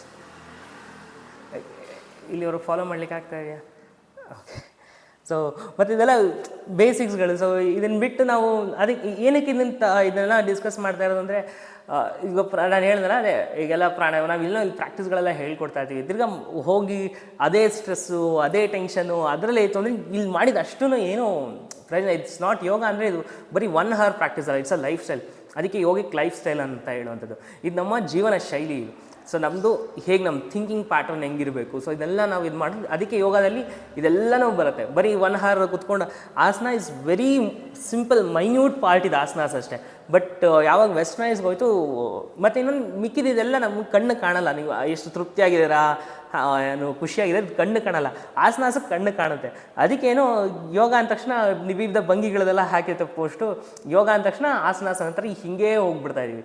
ಸೊ ಆದಷ್ಟು ಸ್ವಲ್ಪ ಈ ಥರದ್ದು ಸಣ್ಣ ಪುಟ್ಟ ಇದನ್ನು ಸಹ ಲೈಫಲ್ಲಿ ಅಡ್ಯಾಪ್ಟ್ ಮಾಡಿಕೊಂಡು ಅಳವಡಿಸ್ಕೊಂಡು ಸೊ ಜೀವನವನ್ನು ಇನ್ನಷ್ಟು ಉನ್ನತ ಸ್ಥಿತಿಗೆ ತೊಗೊಂಡು ಇರುವಂಥ ಕಡೆ ಗಮನ ಹರಿಸೋದ್ರ ಕಡೆ. ಅದಕ್ಕೆ ಇದನ್ನೆಲ್ಲ ಒಂದು ಸ್ವಲ್ಪ ಏನು ಇದನ್ನೆಲ್ಲ ನಾರ್ಮಲ್ ಕ್ಲಾಸ್ನಲ್ಲಿ ಹೇಳೋಕ್ಕಾಗಲ್ಲ. ಕೆಲವು ಇಂಟ್ರೆಸ್ಟ್ ಇರುತ್ತೆ. ಲಾಸ್ಟ್ ಪ್ರೀತಿ ಅವರು ಹೇಳ್ತಾರೆ, ಸರ್ ಒಬ್ಬರಿಗೆ ಇಂಟ್ರೆಸ್ಟ್ ಇರುತ್ತೆ, ಅವ್ರಿಗೆ ಇಂಟ್ರೆಸ್ಟ್ ಇರೋಲ್ಲ. ನಾನು ಒಂದು ಕ್ಲಾಸ್ಗೆ ಹೋಗಿದ್ದೆ, ಅಲ್ಲಿ ಬರೀ ಹಿಂಗೆ ಕತೆ ಹೊಡೆದು ಕಳಿಸ್ತಾರೆ ಸರ್, ಬರೀ ಮಾತಾಡ್ತಾ ಇರ್ತಾರೆ ಸರ್, ತಲೆ ಕೊರೆದು ಬಿಡ್ತಾರೆ ಸರ್ ಅಂತ ಹೇಳ್ತಾರೆ. ಸೊ ಹಾಗೆ ಅದಕ್ಕೆ ಸಪ್ರೇಟಾಗಿ ಒಂದು ಸೆಷನ್ ಕ್ಲಾಸ್ ಮಧ್ಯೆ ಇದೆಲ್ಲ ಶೇರ್ ಮಾಡೋದಕ್ಕೆ ಕೆಲವು ಇಂಟ್ರೆಸ್ಟ್ ಇರುತ್ತೆ, ಕೆಲವು ಇಂಟ್ರೆಸ್ಟ್ ಇಲ್ಲ. ನಾನು ಕಷ್ಟಪಟ್ಟು 1 hour ಎತ್ಕೊಂಡು ಬಂದಿರ್ತೀನಿ ಸರ್. 1 hour ಇಲ್ಲಿ ಬಂದು ಇದನ್ನೇ ನಾನು ಬೇಕಂದ್ರೆ ಎಲ್ಲೋ ಬುಕ್ಕಲ್ಲೋ ಯೂಟ್ಯೂಬಲ್ಲೋ ಎಲ್ಲೋ ನೋಡ್ಕೊಳ್ತೀನಿ. ಆ ಕ್ಲಾಸ್ ಬರೋದು ನಾನು ಪ್ರಾಕ್ಟೀಸ್ ಮಾಡೋಕ್ಕೆ. ನೀವು ನೋಡ್ರೆ ತಿರ್ಗಾ ಇದೆಲ್ಲ ಅದು ಇದು ಮಾತಾಡೇ ಕಳಿಸ್ಬಿಡ್ತೀರಾ ಅಂತ ಹಿಂಗೂ ಆಗ್ತಾ ಇರುತ್ತೆ. ಸೊ ಅದಕ್ಕೆ ಏನು ಮಾಡಿದ್ವಿ, ಕ್ಲಾಸ್ ಮಧ್ಯೆ ಇದೆಲ್ಲ ಹೇಳಲಿಕ್ಕಾಗಲ್ಲ. ಯಾರಿಗೆ ಇಂಟ್ರೆಸ್ಟ್ ಇರೋರು ಅವರು ಬಂದಾಗ ಡಿಸ್ಕಸ್ ಮಾಡೋದಕ್ಕೆ ಅನುಕೂಲ ಆಗುತ್ತೆ. ಮತ್ತು ಇದೆಲ್ಲ ಬಿಟ್ಟು ಬರೀ ಅದಕ್ಕೆ ನಾವು ಹಿಡ್ಕೊಂಡ್ರು ಯೋಗ ಪ್ರಾಕ್ಟೀಸ್ ತುಂಬ ಒಳ್ಳೆಯದು. ಏನು ಅಂದ ಬಹಳಷ್ಟು ಬೆನಿಫಿಟ್ಸ್ ಎಲ್ಲ ಇದೆ. ಸೊ ನೆಕ್ಸ್ಟ್ ಆಸನಾಸ್ಗಳು, ಇವಾಗ ಪ್ರಾಣಾಯಾಮ ಸೀರೀಸ್ ಆಯಿತು, ನೆಕ್ಸ್ಟ್ ಹಾಗೆ ಆಸನ ಸೀರೀಸ್ ಎಲ್ಲ ಅವಾಗ ನೋಡೋಣ. ಆಸನಾಸ್ ಏನಕ್ಕೆ ಹೆಲ್ಪ್ ಮಾಡುತ್ತೆ, ಫಿಸಿಕಲ್ ಎಕ್ಸಸೈಸ್ ಏನಕ್ಕೆ ಹೆಲ್ಪ್ ಮಾಡುತ್ತೆ, ಸೊ ಅದ್ರ ಕಡೆಲ್ಲ ಆಮೇಲೆ ಗಮನ ಹರಿಸ್ಕೊಳ್ತಾ ಹೋಗೋಣ. ಅದ್ರ ಜೊತೆಗೆ ಇದನ್ನೆಲ್ಲ ಅಡ್ಯಾಪ್ಟ್ ಮಾಡಿಕೊಂಡ್ರೆ ನಾವು ಆ ಕೋರ್ ರೀಚ್ ಆಗ್ತೀವಿ. ಏನು ಅದು ಮುಖ್ಯ ಉದ್ದೇಶ ಏನು ಅಂತ ಅದನ್ನು ರೀಚ್ ಆಗ್ರಿ. ಇಲ್ಲಾಂದರೆ ಬರೀ ತಿರ್ಗಾ ಎಕ್ಸಸೈಸ್ಗೂ ಮತ್ತು ಯೋಗಾಗೂ ಬೇರೆ ಯಾವುದನ್ನ ಎಕ್ಸಸೈಸ್ಗೂ ಯೋಗಾಗೂ ಏನೂ ಡಿಫ್ರೆನ್ಸೇ ಇರೋದಿಲ್ಲ. ಸೊ ಹಾಗೆ ಆಗ್ಬಿಡುತ್ತೆ. ಸೊ ಅದಕ್ಕೋಸ್ಕರ ಆದಷ್ಟು ಈ ಯೋಗಿಕ್ ಮೈಂಡ್ ಸೆಟ್ನ ಇಂಪ್ರೂವ್ ಮಾಡ್ಕೊಳ್ಳೋದ್ರ ಕಡೆ ಗಮನ ಹರಿಸೋದ್ರ ಕಡೆ ಸ್ವಲ್ಪ ಫೋಕಸ್ ಮಾಡೋಣ. ಸೊ ಇಷ್ಟು ಬಂದು ಫಸ್ಟ್ ಸೆಗ್ಮೆಂಟು ಮನೋಮಯ ಕೋಶದ್ದು. ಓಕೆ, ನೆಕ್ಸ್ಟ್ ಇವತ್ತು ಬಂದು ಹ್ಯಾಪಿನೆಸ್ಸು ಮತ್ತು ಡಿಸೈರ್ ಇದ್ರ ಬಗ್ಗೆ ಡಿಸ್ಕಸ್ ಮಾಡಿದ್ವಿ.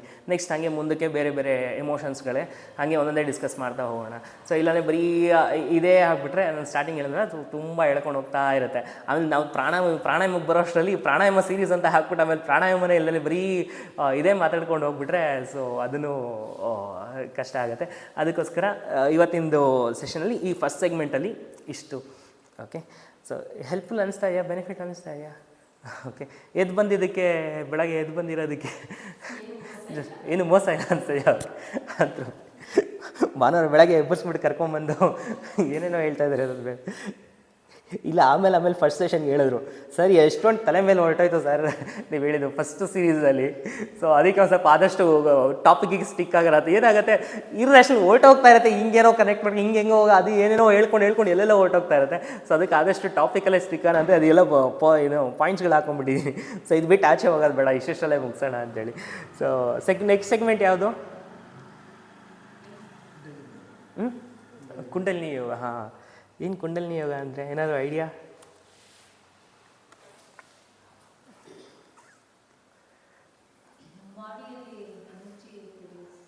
ಹಾಂ, ಓಕೆ, ಹಾಂ, ಸೊ ಓಕೆ, ಹಾಂ ಹಾಂ ಹಾಂ ಹಾಂ ಹಾಂ,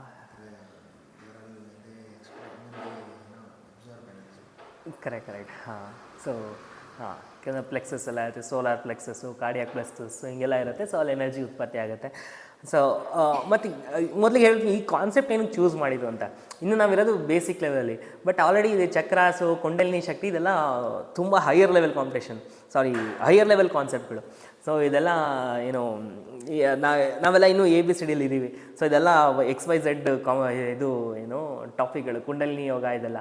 ಬಟ್ ಏನಕ್ಕೆ ಅಂದರೆ ಇವಾಗ ನೋಡಿ ನಮ್ಮ ಮುಖ್ಯ ಏನಕ್ಕೆ ತೊಗೊಂಡಿತ್ತು ಅಂದ್ರೆ ಮೊನ್ನೆ ಯಾರು ಹೇಳ್ತಾರೆ, ನೀವೇ ಕೇಳಿದ್ರಿ ಅನ್ಸುತ್ತಲ್ಲ. ಸೊ ಸರ್ ಬೇಸಿಕ್ ಆರಾಮಾಗಿ ಇದು ಆ್ಯಕ್ಚುಲ್ ಕ್ವಶನ್ ಇದು ಬರುತ್ತೆ ಸರ್. ಬೇಸಿಕ್ ಎಲ್ಲ ಕಡೆನೂ ಮಾಡುವಂಥದ್ದು ಕಪಾಲಭಾತಿ, ನಾಡಿ ಶುದ್ಧಿ ಕ್ರಿಯೆ ಪ್ರಾಣಾಯಾಮ, ಚಂದ್ರಾಲೋಮ ವಿಲೋಮ ಪ್ರಾಣಾಯಾಮ, ಸೂರ್ಯಾನುಲೋಮ ವಿಲೋಮ ಪ್ರಾಣಾಯಾಮ. ಸೊ ಈ ಬ್ರೀತಿಂಗ್ದೇ ಬಿಟ್ಬಿಟ್ಟು ಸರ್ ಇದು ಯಾವುದು ಅಂದರೆ ನೀವು ಹಂಗೆ ಕೇಳಲಿಲ್ಲ, ಬಟ್ ನಾನು ಜನರಲೈಸ್ಡ್ ಹೇಳ್ತಾ ಇದ್ದೀನಿ. ಸೊ ಇದು ಯಾವುದಿದೆ ಏನೋ ಅಶ್ವಿನಿ ಮುದ್ರಾ ಅಂತೆ, ಮತ್ತು ನೆಕ್ಸ್ಟು ನಮ್ಮ ಮೂಲ ಬಂದ, ಉಡ್ಯಾನ ಬಂದ. ಸೊ ಎಷ್ಟೊಂದು ನಾವು ಮಾಡೋಕ್ಕೆ ಆಗ್ತಲ್ಲ ಸರ್. ನೀವೇನಿದೆ ಏನೇನಕ್ಕೋ ಕನೆಕ್ಟ್ ಮಾಡ್ತಾ ಇದ್ದೀರಾ ಇದು ಅಂತ ಹೇಳ್ತೀವಿ. ಮತ್ತೇನಂದರೆ ಬೇಸಿಕ್ ಬ್ರೀತಿಂಗ್ದೆಲ್ಲ ಓಕೆ, ಪ್ರಾಣಾಯಾಮ ಅದೆಲ್ಲ ಓಕೆ. ಕೆಲವೊಂದು ಇಶ್ಯೂಸ್ಗಳನ್ನ ಅಡ್ರೆಸ್ ಮಾಡಬೇಕು, ಕೆಲವೊಂದು ಸಮಸ್ಯೆಗಳನ್ನ ಅಡ್ರೆಸ್ ಮಾಡಬೇಕು ಅಂದರೆ ಈ ಥರದ ಒಂದು ಸ್ವಲ್ಪ ಡೀಪರ್ ಲೆವೆಲ್ ಪ್ರಾಕ್ಟೀಸ್ ಮಾಡಿದಾಗ ನಮಗೆ ಬಹಳ ಬೇಗನೆ ನಮಗೆ ಗುಣಮುಖರಾಗ್ತೀವಿ, ಬೇಗನೆ ನಮಗೆ ಉಪಯೋಗಕ್ಕೆ ಬರುತ್ತೆ. ಫಾರ್ ಎಕ್ಸಾಂಪಲ್ ಇವಾಗ ನಾವು ಮಾಡ್ತಾಯಿದ್ದು ಯಾವ್ದು ಮಾಡ್ತಾಯಿದ್ದೀವಿ? ಹಾಂ, ಸೊ ಇವಾಗ ಮಾಡ್ತಾ ಇರೋದು ಓಕೆ, ಜಸ್ಟ್ ಅದೊಂದು ಪ್ರಾಕ್ಟೀಸ್ ಬಗ್ಗೆ ಹೇಳ್ತೀನಿ. ಅಶ್ವಿನಿ ಮುದ್ರಾ ಅಂದರೆ ಏನು ಅಂತ. ಮತ್ತು ಇನ್ನೊಂದು ಈ ಕುಂಡಲಿನಿ ಏನಕ್ಕೆ ಅದು ಕನೆಕ್ಟ್ ಆಗುತ್ತೆ ಅಂತ ಹೇಳ್ತೀವಿ. ಅಶ್ವಿನಿ ಅಂತ ಅಂದರೆ ಅಶ್ವ ಅನ್ನೋ ಹೆಸರಿಂದ ತೊಗೊಂಡಿರೋದು.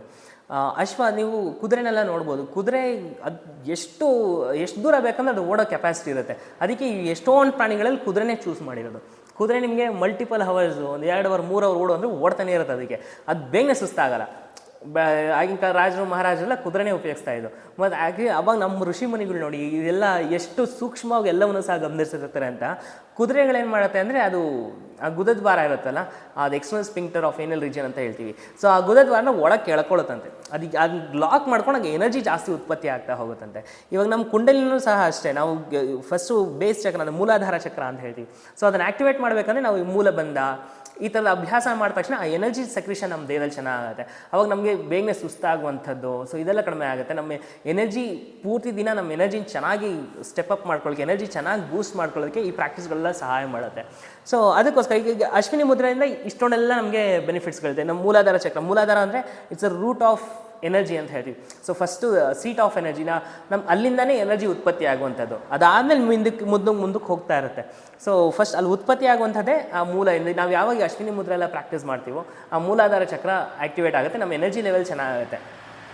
ಓಕೆ, ಎನರ್ಜಿ ಇದೆಲ್ಲ ನಾನು ಅಕ್ಸೆಪ್ಟ್ ಮಾಡೋದಿಲ್ಲ, ನಂಗೆ ಅದ್ರ ಮೇಲೆ ನಂಬಿಕೆ ಇಲ್ಲ, ಇದೆಲ್ಲ ಒಂದು ಸ್ವಲ್ಪ ಸೂಪರ್ ರೆಸ್ಟ್ರಿಕ್ಷನ್ನು ಹಿಂಗೆಲ್ಲ ಅಂತ ಅಂದ್ಕೊಂಡ್ರೆ ಫಿಸಿಕಲ್ ಲೆವೆಲಲ್ಲಿ ಬಂದರೂ ಸಹ ನಿಮಗೆ ಯಾವಾಗ ನಾವು ಈ ಅಶ್ವಿನಿ ಮುದ್ರಾ, ನೆಕ್ಸ್ಟ್ ಇನ್ನು ಮೂಲಬಂಧ ಇದೆಲ್ಲ ಅಭ್ಯಾಸ ಮಾಡ್ತೀವಿ. ಯಾವಾಗ ಅಶ್ವಿನಿ ಮುದ್ರಾ, ಮೂಲಬಂಧ ಇದೆಲ್ಲ ಅಭ್ಯಾಸ ಮಾಡಿದಾಗ ಪೆಲ್ವಿಕ್ ಫ್ಲೋರ್ ಮಸಲ್ಸ್ ಸ್ಟ್ರೆಂತ್ ಆಗುತ್ತೆ ಅಂತ ಹೇಳ್ತೀವಿ.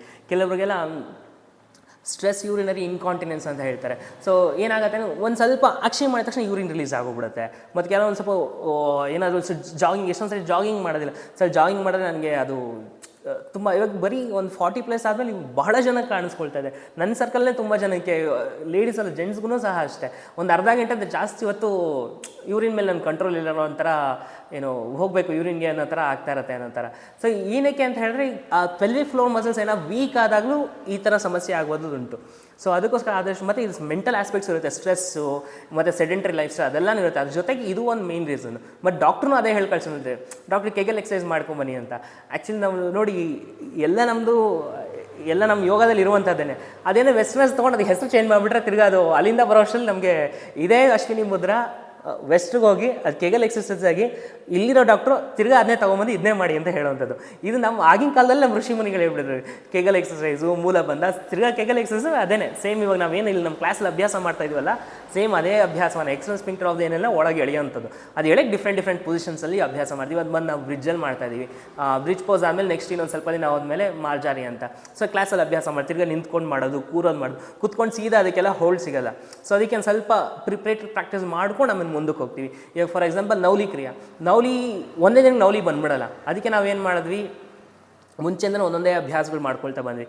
ಫಸ್ಟ್ ಸ್ಟಾರ್ಟಿಂಗ್ ಬಂದು ಜಲಾಂಧರ ಬಂಧ ಅಭ್ಯಾಸ ಮಾಡಿದ್ವಿ. ಬಂಧಗಳಲ್ಲಿ 3 ಬರುತ್ತೆ, ಜಲಾಂಧರ ಬಂಧ, ಉಡ್ಯಾನ ಬಂಧ ಮತ್ತು ಮೂಲ ಬಂಧ ಅಂತ. ಈಗ ಜಲಾಂಧರ ಬಂಧ ಬೇಸ್ ಮೇಲೆ ಒಂದು 2-3 ತಿಂಗಳು ಮುಂಚೆ ಬಂದಿರೋಲ್ಲ ಗೊತ್ತಿರ್ಬೋದು. ಈ ಗಲ್ಲ ಎದೆಗೆ ತಾಗಿಸುವಂಥದ್ದು, ತಾಗಿಸಿ ಉಸಿರು ಒಳಗಡೆ ತೊಗೊಂಡು ಹೋಲ್ಡ್ ಮಾಡೋದು, ಉಸಿರು ಹೊರಗಡೆ ಹಾಕಿ ಹೋಲ್ಡ್ ಮಾಡೋವಂಥದ್ದು. ಸೊ ಇದೆಲ್ಲ ಪ್ರಿಪೇರ್ ಪ್ರಾಕ್ಟೀಸ್ ಫಸ್ಟ್ ಅದನ್ನು ಚೆನ್ನಾಗಿ ಅಭ್ಯಾಸ ಮಾಡ್ಕೊಂಡ್ವಿ. ಅದಾದಮೇಲೆ ಉಡ್ಯಾನಕ್ಕೆ ಬಂದ್ವಿ. ಉಡ್ಯಾನ ಬಂದಲ್ಲಿ ನೀವು ಯಾವುದು ಅಗ್ನಿಸಾರ ಕ್ರಿಯೆ ಆಗಿರ್ಬೋದು, ನವಲಿ, ಮಧ್ಯಮ ನವಲಿ, ವಾಮ ನವಲಿ, ದಕ್ಷಿಣ ನವಲಿ, ನವಲಿ ಚಲನ, ಈ ಎಲ್ಲ ಅಭ್ಯಾಸಕ್ಕೂ ಸಹ ಹೊಟ್ಟೆ ಒಳಗಿಳಿಯೋದೇ ಬೇಸಿಕ್ಕು. ಸೊ ಯಾವಾಗ ಹೊಟ್ಟೆ ಎಳೆದು ಇನ್ನು ಮಿಕ್ಕಿದೆಲ್ಲ ಅಭ್ಯಾಸಗಳು ಮಾಡ್ತಾಯಿದ್ವಿ. ಇದೆಲ್ಲ ಉಡ್ಯಾನ ಬಂಧಕ್ಕೆ ಸಂಬಂಧಪಟ್ಟಿರುವಂತಹ ಅಭ್ಯಾಸಗಳು. ಇವಾಗ ನೆಕ್ಸ್ಟ್ ಮುಂದೆ ನಾವು ಮೂಲ ಬಂಧಕ್ಕೆ ಬಂದಿದ್ದೀವಿ. ಮೂಲ ಬಂಧಕ್ಕೆ ಅಶ್ವಿನಿ ಮುದ್ರಾ ಬಂದು ಪ್ರಿಪ್ರೇಷನು. ಇದಾದಮೇಲೆ ನೆಕ್ಸ್ಟ್ ಮೂಲ ಬಂಧಕ್ಕೆ ಹೋಗ್ತೀವಿ. ಸೊ ಹೇಗೆ ಮತ್ತು ಇವಾಗ ನಾನು ಹೇಳಿದ್ರೆ ಈ ಪೆಲ್ವಿಕ್ ಫ್ಲೋರ್ ಮಸಲ್ ಸ್ಟ್ರೆಂತ್ ಆಗೋದಕ್ಕೆ ಇದನ್ನೆಲ್ಲ ನಾವು address. Pelvic floor muscle strength especially ಲೇಡೀಸ್ಗಂತೂ ಇದು ಬಹಳಷ್ಟು ಬೆನಿಫಿಟ್ಸ್ ಇದೆ. ಈ ಕನ್ಸೀವ್ ಆದಾಗೆಲ್ಲ ಕೇಳಿರ್ಬೋದು. ಸೊ ಅವಾಗಲೂ ಹೇಳ್ತಾರೆ, so pelvic floor muscle strengthen ಮಾಡ್ಕೊಳ್ಳಿ. ಪೆಲ್ವಿಕ್ ಫ್ಲೋರ್ ಮಸಲ್ಸ್ ಅದೇನಂದರೆ ಫುಲ್ ಆ ಮಸಲ್ ಮೇಲೆ ಲೋಡ್ ಆಗ್ತಾ ಬರ್ತಾ ಇರುತ್ತೆ. ಲೋಡ್ ತೊಗೊಳ್ತಾ ವೆಯ್ಟ್ ಜಾಸ್ತಿ ಆದಷ್ಟು ಲೋಡು ಜಾಸ್ತಿ ಆಗ್ತಾ ಹೋಗ್ತಾ ಇರುತ್ತೆ. ಆ ಲೋಡ್ನೆಲ್ಲ ಬೇರ್ ಮಾಡೋದಕ್ಕೆ ಆ ಮಸಲ್ಸ್ ಸ್ಟ್ರೆಂತ್ ಇರಬೇಕು. ಮೇನ್ ಬಂದು ಆ ಪೆಲ್ವಿಕ್ ಫ್ಲೋರ್ ಮಸಲ್ಸ್ ಮೇಲೆ ಪ್ರೆಷರ್ ಬೀಳೋವಂಥದ್ದು. ಸೊ ಅದು ಸ್ಟ್ರೆಂತ್ ಎಲ್ಲ ಚೆನ್ನಾಗಿತ್ತು ಅಂದರೆ ಪ್ರೆಗ್ನೆನ್ಸಿ ಎಲ್ಲ ಆರಾಮಾಗಿರೋದಕ್ಕೆ ಸರಿ ಹೋಗುತ್ತೆ ಮತ್ತು ನಾರ್ಮಲ್ ಡೆಲಿವರಿಗೆಲ್ಲ ಹೆಲ್ಪ್ ಆಗುತ್ತೆ ಅನ್ನೋ ಉದ್ದೇಶದಿಂದ ಈ ಪೆಲ್ವಿಕ್ ಫ್ಲೋರ್ ಮಸಲ್ಸ್ನ ಸ್ಟ್ರೆಂಥನ್ ಮಾಡ್ಕೊಳ್ಳೋದು. ಈ ಅಡ್ರೆಸ್ನೆಲ್ಲ, ಈ ಇಶ್ಯೂಸ್ನೆಲ್ಲ ಅಡ್ರೆಸ್ ಮಾಡ್ಕೊಳ್ಳೋದಕ್ಕೆ ನಾವು ಬೇರೆ ಬ್ರೀತಿಂಗ್ ಎಲ್ಲದ್ರ ಜೊತೆ ಈ ಪ್ರಾಕ್ಟೀಸ್ಗಳು ಮಾಡೋದ್ರಿಂದ ಇದೆಲ್ಲ ಇಂಪ್ರೂವ್ ಆಗ್ತದೆ. ಇಷ್ಟೆಲ್ಲ ಬೆನಿಫಿಟ್ಸ್ ಇರುತ್ತೆ. ಬಟ್ ಸಾಧಾರಣ ಏನಾಗುತ್ತೆ, ಅಡ್ವಾನ್ಸ್ ಪ್ರಾಕ್ಟೀಸ್ ಅಂದರೆ ಮುಟ್ಟಕ್ಕೆ ಹೋಗಲ್ಲ, ಎತ್ತೊಂದು ಸೈಡಲ್ಲಿ ಇಟ್ಬಿಟ್ಟಿರ್ತೀವಿ. ಸೊ ಇದೆಲ್ಲ ಒಂದು ಸ್ವಲ್ಪ ಅಟ್ಲೀಸ್ಟ್ ಒಂದು ಅಟೆಂಪ್ಟ್ ಮಾಡೋಣ. ಸೊ ಬಿಟ್ಟೇ ಬಿಡೋದು ಬೇಡ, ಅಟ್ಲೀಸ್ಟ್ ಒಂದು ಅಟೆಂಪ್ಟ್ ಮಾಡೋಣ ಅನ್ನೋ ಉದ್ದೇಶದಿಂದ ಇದೆಲ್ಲನೂ ಸ್ವಲ್ಪ ಆ್ಯಡ್ ಮಾಡ್ಕೊಂಡಿರುವಂಥದ್ದು. ಸೊ ನೋಡೋಣ, ಟ್ರೈ ಮಾಡೋಣ. ಮತ್ತು ಇನ್ನೊಂದು ಯಾರು ನಮ್ಮ ಗ್ರೂಪ್ ಕ್ಲಾಸಸ್ಸಲ್ಲಿ ಇನ್ನೊಂದೇನಾಗೋಗ್ಬಿಡುತ್ತೆ ಅಂದರೆ, ಯಾರು ಯಾವ ಇಶ್ಯೂನಲ್ಲಿ ಅಡ್ರೆಸ್ ಯಾರು ಯಾವ್ಯಾವ ಹೆಲ್ತ್ ಇಶ್ಯೂಸ್ ಇರುತ್ತೆ ಅಂತ ನಮಗೂ ಒಂದ್ಸಲ ಕ್ಲಿಯರ್ ಕಟ್ಟಾಗಿ ಗೊತ್ತಿಲ್ಲ. ಮತ್ತು ಕೆಲವೊಬ್ರು ಹೆಸಿಟೇಟ್ ಮಾಡ್ತಾರೆ, ಇದನ್ನೆಲ್ಲ ಹೇಳಿರೋದಿಲ್ಲ, ಹಿಂಗೆ ಈ ಥರದೆಲ್ಲ ಸಮಸ್ಯೆಗಳಿದೆ ಅಂತ. ಏನೋ ತುಂಬ ಪರ್ಸ್ನಲಿ ಇದ್ದಾಗ ಒಂದ್ಸರಿ ಸಿಕ್ಕಿದಾಗ ಇದು ಹೇಳ್ತಾರೆ, ಏನಕ್ಕೆ ಸ್ಕಿಪ್ಪಿಂಗ್ ಮಾಡಲಿಲ್ಲ, ಏನಕ್ಕೆ ಸ್ಕಿಪ್ಪಿಂಗ್ ಅವಾಗ ಹೇಳ್ತಾರೆ, ಸೊ ಈ ಥರ ಸಮಸ್ಯೆ ಇದೆ ಸರ್ ಅನ್ನೋ ಥರದೆಲ್ಲ. ನಾವು ಈ ಥರ ಪ್ರಾಕ್ಟೀಸ್ನ ಆ್ಯಡ್ ಮಾಡಿದಾಗ ಗೊತ್ತೇ ಇಲ್ಲಂಗೆ ಅದಷ್ಟು ಎಷ್ಟೊಂದು ಕ್ಯೂರ್ ಆಗ್ತದೆ. ಮತ್ತು ನಮಗೂ ಅಷ್ಟೇ ಎಷ್ಟೊಂದು ಪ್ರಾಬ್ಲಮ್ಗಳು ನಮ್ಗೆ ಇದೆ ಅಂತಲೇ ಗೊತ್ತಿರೋಲ್ಲ. ಇನಿಷಿಯಲ್ ಸ್ಟೇಜಸಲ್ಲಿ ಇರುತ್ತೆ, ಅವಾಗ ಏನೂ ಸಿಮ್ಟಮ್ಸ್ ಇರೋದಿಲ್ಲ. ಬಟ್ ನಾವು ಈ ಥರದೆಲ್ಲ ಅಭ್ಯಾಸ ದಿನೇ ಇಟ್ಕೊಂಡಾಗ ನಮಗೆ ಗೊತ್ತಿಲ್ಲಂಗೆ ಎಷ್ಟೊಂದು ಪ್ರಾಬ್ಲಮ್ಸ್ಗಳು ಕ್ಯೂರ್ ಆಗ್ತಾ ಹೋಗ್ಬಿಡುತ್ತೆ. ಸೊ ಅದಕ್ಕೆ ನೀವು ಕೇಳಿಬೋದು, ನಮ್ಮ ಇಮ್ಯುನಿಟಿ ಚೆನ್ನಾಗಿ ಇಂಪ್ರೂವ್ ಆಯಿತು. ಮೊದಲು ಆವಾಗವಾಗ ಕಾಯಿಲೆಗೆ ಅಂದರೆ ಏನಾದರೂ ಒಂದು ಸಮಸ್ಯೆ ಬರ್ತಾನೆ ಇರುತ್ತೆ ಹೆಲ್ತು. ಯೋಗ ಶುರು ಮಾಡಾದ್ಮೇಲೆ ಅದೆಲ್ಲ ಕಡಿಮೆ ಆಯ್ತು. ನಮ್ಗೆ ಗೊತ್ತೇ ಇಲ್ಲಂಗೆ ಇಟ್ಸ್ ಅ ಪ್ರಿವೆಂಟಿವ್ ಮೆಷರ್ ಇದು. ಯಾವಾಗ ನಾವು ಪ್ರಿವೆಂಟಿವ್ ಲೆವೆಲಲ್ಲಿ ಇರ್ತೀವಲ್ಲ ಆವಾಗಲೇ ನಾವು ನೋಡ್ಕೊಂಬಿಟ್ರೆ ಆರೋಗ್ಯನ ತುಂಬ ಒಳ್ಳೆಯದು. ಯಾವಾಗ ಕಂಪಲ್ಷನ್ ಸೆಕ್ಟರ್ಗೆ ಬೀಳುತ್ತಲ್ಲ ಆವಾಗ ಕಷ್ಟ. ಇವಾಗ ವಾಕಿಂಗ್ ನಾವು ಡೈಲಿ ಅಥವಾ ಯೋಗ ನಾವು ಡೈಲಿ ಮಾಡ್ತಾಯಿದ್ರೆ ಈ ಪ್ರಿವೆಂಟಿವ್ ಲೆವೆಲ್ ಇರ್ತೀವಿ. ಯಾವ ಇದು ಕಂಪಲ್ಷನ್ ಆಗುತ್ತಲ್ಲ, ಯೋಗ ಮಾಡಲೇಬೇಕು ಅಂತ ಹೇಳ್ತಾರಲ್ಲ, ಆವಾಗ ನಮ್ಮ ಸ್ಟ್ರೆಸ್ ತೊಗೊಂಡು ಮಾಡೋಕ್ಕೆ ಶುರು ಮಾಡ್ತೀವಿ. ಇವಾಗ ಎಂಜಾಯ್ ಮಾಡ್ಕೊಂಡು ಮಾಡ್ತಾ ಇರ್ತೀವಿ. ನೀವು ಯೋಗ ಮಾಡಲೇಬೇಕು, ನಿಮ್ಮದು BP 160 170 ಇದೆ, ನೀವು ಮಾಡಲೇಬೇಕು ಅಂತ ಹೇಳಿದಾಗ ಸೊ ಅದೊಂಥರ ಸ್ಟ್ರೆಸ್ಸು. ಅಯ್ಯೋ ಮಾಡಲಾನೆ BP ಜಾಸ್ತಿ ಹೋಗ್ಬಿಡುತ್ತೆ. ಆ ಸ್ಟ್ರೆಸ್ಸಲ್ಲಿ ಮಾಡೋಕ್ಕೆ ಶುರು ಮಾಡ್ತೀವಿ. ಅವಾಗ ಆ ಎಂಜಾಯ್ಮೆಂಟ್ ಕಡಿಮೆ ಆಗ್ತಾ ಹೋಗ್ಬಿಡುತ್ತೆ. ಇವಾಗಾದರೆ ಪ್ರಿವೆನ್ಷನ್ ಲೆವೆಲಲ್ಲೇ ಇರ್ತೀವಿ. ಸೊ ಎಂಜಾಯ್ ಮಾಡ್ಕೊಂಡು ಆರಾಮಾಗಿ ಮಾಡೋದು. Prevention is better then cure ಅಂತ ಹೇಳ್ತೀವಲ್ಲ. ಸೊ ಈ ಸೆಕ್ಟರ್ ಇದ್ದಾಗಲೇ ನಾವು ಅಭ್ಯಾಸ ಎಲ್ಲ ಇಟ್ಕೊಂಡು ಮಾಡುವಂಥದ್ದು ಬಹಳ ಒಳ್ಳೆಯದು. ಹೀಗೆ ಕುಂಡಲಿನಿ ಇದರಲ್ಲಿ ಇದೆಲ್ಲ ಬರುತ್ತೆ. ಈ ಥರ ಮೂಲಾಧಾರ ಏನು ಚಕ್ರವನ್ನು ಆ್ಯಕ್ಟಿವೇಟ್ ಮಾಡ್ಕೊಳ್ಳೋದು. ಮತ್ತು ಇಟ್ಸ್ ನಾನು ಹೇಳಿದ್ನಲ್ಲ, ವೆರಿ ಡೀಪರ್ ಕಾನ್ಸೆಪ್ಟು ಮತ್ತು ವೆರಿ ಹೈ ಲೆವೆಲ್ ಕಾನ್ಸೆಪ್ಟು. ಮತ್ತು ಅದಕ್ಕೆ ಮತ್ತು ಇದನ್ನೆಲ್ಲ ಹೆಂಗನ್ನಾಗ ಅಭ್ಯಾಸ ಮಾಡೋದಕ್ಕೂ ಹೋಗಬಾರ್ದು. ಕುಂಡಲಿನಿ ಯೋಗ ಇದೆಲ್ಲನೂ ಕೇಳೋಕ್ಕೆ ತುಂಬ, ಮತ್ತು ಒಂದು ಪಾಯಿಂಟಿಗೆ ಮೇಲೆ ಎಲ್ಲ ಫ್ಯಾನ್ಸಿ ಅನ್ಸೋಕ್ಕೆ ಶುರು ಆಗುತ್ತೆ. ನಾನು ಕುಂಡಲಿನಿ ಯೋಗ ಪ್ರಾಕ್ಟೀಸ್ ಮಾಡ್ತಾಯಿದ್ದೀನಿ, ಮೂಲಾಧಾರ ಆ್ಯಕ್ಟಿವೇಟ್ ಮಾಡ್ಕೊತಾ ಇದ್ದೀನಿ, ಇವಾಗ ಸ್ವಾದಿಷ್ಟಾನಕ್ಕೆ ಬರ್ತಾಯಿದ್ದೀನಿ, ಇದೆಲ್ಲ ಹೇಳೋಕ್ಕೆ ಒಂಥರ ಏನು ಚೆನ್ನಾಗಿರುತ್ತೆ. ಮತ್ತು ಇನ್ನೊಂದು ಇದೆಲ್ಲ ಎಷ್ಟು ಇವಾಗಂತೂ ಹೇಳೋಕೆ ಹೋದರೆ ಖಿಯಾಸ್ ಆಗೋಗ್ಬಿಟ್ಟಿದೆ. ಮತ್ತು ಆ್ಯಕ್ಚುಲಿ ಹೇಳಬೇಕಂದ್ರೆ ಕುಂಡಲಿನಿ ಓಕೆ ಕಾನ್ಸೆಪ್ಟ್ ಒಂದ್ಸರಿ ನೋಡ್ಕೊಂಬಿಡೋಣ, ಆಮೇಲೆ ಇದನ್ನ ಮುಂದುವರಿತಾ ಹೋಗ್ತೀವಿ. ಒಟ್ಟು ಇದರಲ್ಲಿ ಬೇಸಿಕ್ ಆನ್ ಸೂಪರ್ಫಿಷಿಯಲ್ ಲೆವೆಲಲ್ಲಿ ಹೇಳ್ತೀನಿ. ಸೊ ಡೆಪ್ತ್ ಹೋದರೆ ತಿರ್ಗಾ ಸಬ್ ಡಿವಿಷನ್ಸ್ ಎಲ್ಲ ಬರ್ತಾ ಹೋಗುತ್ತೆ. ಸೊ ಸೂಪರ್ಫಿಷಿಯಲ್ ನಮ್ಮಲ್ಲಿ ಒಟ್ಟು 7 ಚಕ್ರ, 6+1 6 ನಮ್ಮ ದೇಹದಲ್ಲಿರುತ್ತೆ. ಒಂದು ಬಂದು ನಮ್ಮ ದೇಹಕ್ಕಿಂತ ಒಂದು ಸ್ವಲ್ಪ ಮೇಲೆ ಇರುತ್ತೆ. ಒಟ್ಟು 7 ಚಕ್ರಗಳಿರುತ್ತೆ. ಮೊದಲನೇ ಬಂದು ಮೂಲಾಧಾರ ಅಂತ. ನೆಕ್ಸ್ಟ್ ಮೂಲಾಧಾರ ಬಂದು base of the spine, full spine ಕೊನೆ ಇರುತ್ತೆ, ಅದು ಮೂಲಾಧಾರ ಚಕ್ರ ಅಂತ ಇರುತ್ತೆ. ಇದೆಲ್ಲ ಬಂದು ಸ್ಪೈನಲ್ಲಿರುವಂಥದ್ದು, ನಮ್ಮ ಬೆನ್ನಲ್ಲಿರುವಂಥದ್ದು. ಸೊ ಅಲ್ಲಲ್ಲಿ ಪ್ಲೇಸ್ ಆಗಿರುತ್ತೆ. ಸೊ ಇಟ್ಸ್ ಹೇಳ್ದಂಗೆ ಪ್ಲೆಕ್ಸಸ್ ಅಂತ ಹೇಳಿದ್ರೆ 2-3 ನರ್ವ್ಸ್ಗಳು. ಅಂದರೆ ನಾವು ಏನು ಇದೆಲ್ಲ ನೀವು ಚಕ್ರಗಳಂದರೆ ನೀವು ಹೆಂಗೆ ಡೈಸೆಕ್ಟ್ ಮಾಡಿದೆಲ್ಲ ಕಾಣೋದಿಲ್ಲ. ಇದೆಲ್ಲ ಒಂದು ರೆಪ್ರೆಸೆಂಟೇಷನ್ಸ್ ಅಷ್ಟೇ. ಸೊ ಚಕ್ರಗಳು ಈಗ ಮತ್ತು ನಾಡೀಸ್ಗೂ ನರ್ವ್ಸ್ಗೂ ವ್ಯತ್ಯಾಸ ಇದೆ. ನರ್ವ್ ಅಂದರೆ ನಮ್ಮ ಫಿಸಿಕಲಿ ಕಾಣೋದೆಲ್ಲ ನರ್ವ್ಸ್ಗಳು. ಈ ನಾಡೀಸ್ ಅಂತ ಹೇಳಿದ್ರೆ ಎನರ್ಜಿ ಚಾನಲ್ಸ್ಗಳು. ಇದು ನಮಗೆ ಕಣ್ಣು ಕಾಣೋದಿಲ್ಲ, ಬಟ್ ಎನರ್ಜಿ ಫ್ಲೋ ಇರುತ್ತೆ. ಫಾರ್ ಎಕ್ಸಾಂಪಲ್ ಇವಾಗ ಏನು ಹೇಳ್ತೀವಿ, ಇದು ಮಾಡಿದ್ದೀರಾ ಯಾರಾದರೂ ಹಿಂಗೆ ಹಸ್ತ ಒಂದಕ್ಕೊಂದು ಇಟ್ಕೊಳ್ಳೋದು? ಓಕೆ, ಒಂದ್ಸರಿ ಜಸ್ಟ್ ಹಾಗೆ ಒಂದ್ಸರಿ ಟ್ರೈ ಮಾಡಿ. ಸೊ ಜಸ್ಟ್ ರಬ್ ಮಾಡಿಬಿಟ್ಟು ಜಸ್ಟ್ ಕೈ ಒಂದ್ಸರಿ ಹಿಂಗೆ ಮಾಡ್ಕೊಳ್ಳಿ, ಹಿಂಗೊಂದ್ಸರಿ ಪ್ರೆಸ್ ಮಾಡ್ಕೊಳ್ಳಿ. ಹಾಂ, ಇದಾಯಿತಾ? ಕೈ ಈ ಥರ ಕಪ್ ಶೇಪ್ ಮಾಡಿಕೊಂಡು ಒಂದಕ್ಕೊಂದು ಕೈ ಹಿಂಗಿಡಿ. ಕ್ಲೋಸ್ ಯ ಐಸ್, ಕಣ್ಣು ಮುಚ್ಕೊಂಡು ಜಸ್ಟ್ ಆ ಗ್ಯಾಪ್ ಮೇಲೆ ಗಮನ ಇರಲಿ. 2 ಹಸ್ತ ಮಧ್ಯೆ ಇರೋ ಗ್ಯಾಪ್ ಮೇಲೆ ಗಮನ ಇರಲಿ. 2 ಹಸ್ತಗಳ ಮಧ್ಯೆ ಅಂತರವನ್ನೇ ಗಮನಿಸಿ. ಈ ಕೈಗಳನ್ನು ಸ್ವಲ್ಪ ಮಟ್ಟಿಗೆ ಹತ್ತಿರ ಮತ್ತು ದೂರ ತಗೊಳ್ಳೋಕೆ ಪ್ರಯತ್ನ ಮಾಡಿ. ಚೂರಷ್ಟೇ ಕಾನ್ಷಿಯಸ್ ಆಗಿರಿ. ಆ ಗ್ಯಾಪ್ ಕಡೆನೇ ಗಮನ ಇರಬೇಕು. ಆ ಅಂತರದ ಮೇಲೆ ಗಮನ ಇರಲಿ. ಒಂದು ಸ್ವಲ್ಪ ಕೈ ಹತ್ತಿರ ತರಬೇಕು, ಒಂದು ಸ್ವಲ್ಪ ದೂರ. ತುಂಬ ಕಡಿಮೆ ಮೂಮೆಂಟ್ ಇರಲಿ, ಜಾಸ್ತಿ ಬೇಡ. ಹಾಗೆ ಒಂದು ಕೈ ಮೇಲೆ ಒಂದು ಕೈ ಕೆಳಗೆ ಮಾಡಿ.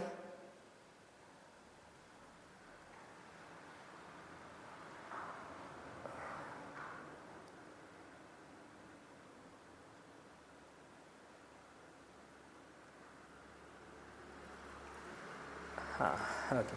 ಮತ್ತೆ ಹಾಗೆ ಪಾಮಿಂಗ್ ಮಾಡಿ. Rub your palms. ಹಾಗೆ ಕಣ್ಗಳ ಮೇಲೆ ಕೈಗಳನ್ನು ಇಡಿ. ಹಾಗೆ ಹಸ್ತಗಳನ್ನು ನೋಡಿ. ಏನಾದರೂ ಫೀಲ್ ಆಯಿತಾ? ಹಾಂ, ಸೊ ಒಬ್ರಿಗೆ ಆಯಿತಾ, ಎಲ್ಲರಿಗೂ ಆಯಿತಾ ಅದು ಅಟ್ರಾಕ್ಷನ್? ಹಾಂ, ಏನೋ ಒಂದು ಫುಲ್ ಫೋರ್ಸ್.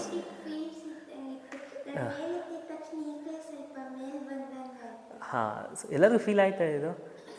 ಹಾಂ, ಓಕೆ. ನೋಡಿ, ಇದನ್ನು ನಾವು ಈ ಎನರ್ಜೀಸ್ನೆಲ್ಲ ನಾವು ಫಿಸಿಕಲಿ ನಾವು ಎಲ್ಲೂ ನೋಡೋದಕ್ಕಾಗಲ್ಲ. ನೀವು ಹೆಂಗೆ ಡೈಸೆಕ್ಟ್ ಮಾಡಿ ಏನೇ ಮಾಡಿ ಎನರ್ಜಿ ಇಲ್ಲಿ ಫ್ಲೋ ಆಗ್ತಾಯಿದೆ, ಅಲ್ಲಿ ಫ್ಲೋ ಆಗ್ತಾಯಿದೆ ಅಂತಲ್ಲ. It's called somewhat. ಇದೆಲ್ಲ ಹೈಯರ್ ಲೆವೆಲ್ ಎನರ್ಜೀಸ್ಗಳು ಎಲ್ಲರಲ್ಲೂ ಸೂಕ್ತವಾಗಿರುತ್ತೆ. ಈ ಕುಂಡಲಿನಿ ಶಕ್ತಿ ಅನ್ನೋದು ಎಲ್ಲರಿಗೂ ಸಹ ಇರುತ್ತೆ. ಆ್ಯಂಡ್ ದೆನ್ ಈ ಎನರ್ಜೀಸ್ಗಳು, ಮತ್ತು ಅದಕ್ಕೆ ನಾವು ಇವಾಗ ಫಾರ್ಮಿಂಗ್ ಎಲ್ಲ ಅಭ್ಯಾಸ ಮಾಡೋದು. ಯಾವಾಗ ನಾವು ಡೀಪ್ ಸ್ಲೀಪ್ ಮಾಡ್ತೀವಿ, ಮೆಡಿಟೇಷನ್ ಮಾಡ್ತೀವಿ, ಯಾವಾಗ ನಮ್ಮ ಮನಸ್ಸು ರಿಲ್ಯಾಕ್ಸ್ ಆಗಿದೆ, ಮತ್ತು ಯಾರು ಸ್ಪಿರಿಚುವಲ್ ಪ್ರಾಕ್ಟೀಸ್ ಮಾಡ್ತಾ ಇರ್ತಾರೆ ಅವ್ರಿಗೆಲ್ಲನೂ ಸಹ ಈ ಎನರ್ಜಿ ಹಸ್ತದಿಂದ ಮತ್ತು ಪಾದಗಳಿಂದ ಹೊರಗಡೆ ಹೋಗ್ತಾ ಇರುತ್ತೆ. ಅದಕ್ಕೆ ನಾವು ಯಾವಾಗಲೂ ಅವಾಗವಾಗ ಜಾಸ್ತಿ ಹೊತ್ತು ಕಣ್ಣು ಮುಚ್ಚಿ ಏನೇ ಪ್ರಾಕ್ಟೀಸ್ ಮಾಡಿದಾಗಲೂ ಸಹ ನಾವು ಪಾಮಿಂಗ್ ಮಾಡಿ ಆಮೇಲೆ ಕಣ್ಣು ಬಿಡುವಂಥದ್ದು. ಆ ಎನರ್ಜಿ ತಿರ್ಗಾ ನಮ್ಗೆ ರೀಸೈಕಲ್ ಆಗುತ್ತೆ ಅಂತ.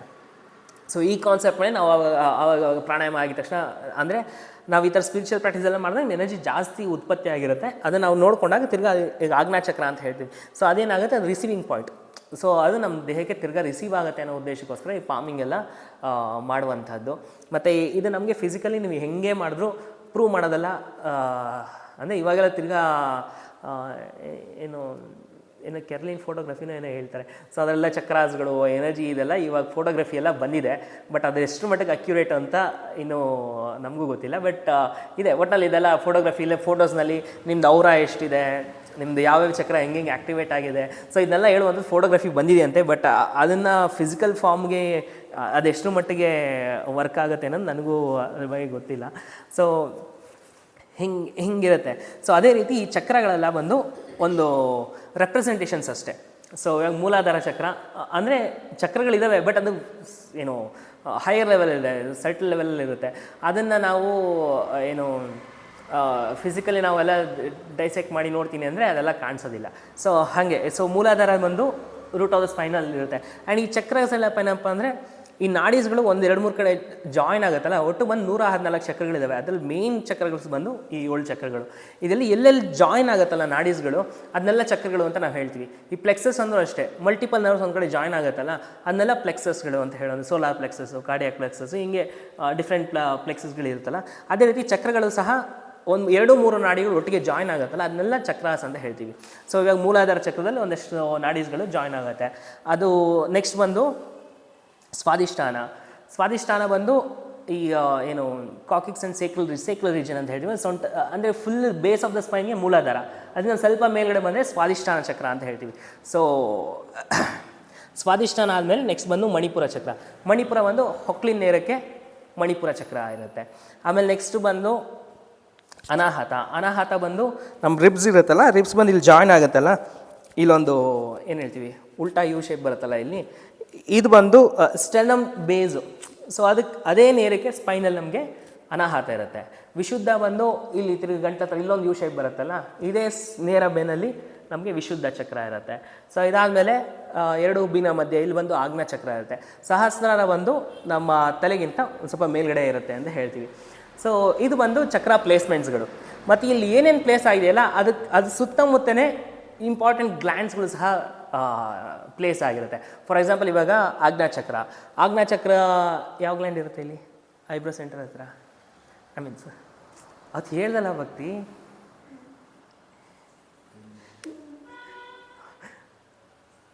ಪಿನಿಯಲ್ಲು ಇನ್ನೊಂದು ಒಂದು ಗ್ಲ್ಯಾಂಡ್ ಎಲ್ಲ ಗ್ಲ್ಯಾಂಡ್ನು ಕಂಟ್ರೋಲ್ ಮಾಡುತ್ತೆ ಅಂತೆಲ್ಲ ಹೇಳ್ತಾ ಇದ್ದಲ್ಲ. ಇವಾಗ ಇದು ಅಷ್ಟೇ, ಆಜ್ಞಾಚಕ್ರ ಬಂದು ಮಿಕ್ಕಿದೆಲ್ಲ ಚಕ್ರಾಸ್ಗಳನ್ನು ಸಹ ಒಂಥರ ಗೈಡ್ ಮಾಡ್ತಾ ಇರುತ್ತೆ.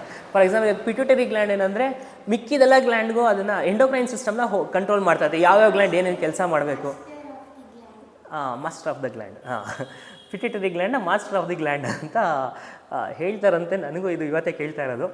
ಓಕೆ, ನಿಮ್ಮೇಲೆ ಟ್ರಸ್ಟ್ ಮಾಡ್ತೀವಿ. ಓಕೆ, ಕರೆಕ್ಟ್ ಅದು. ಹಾಂ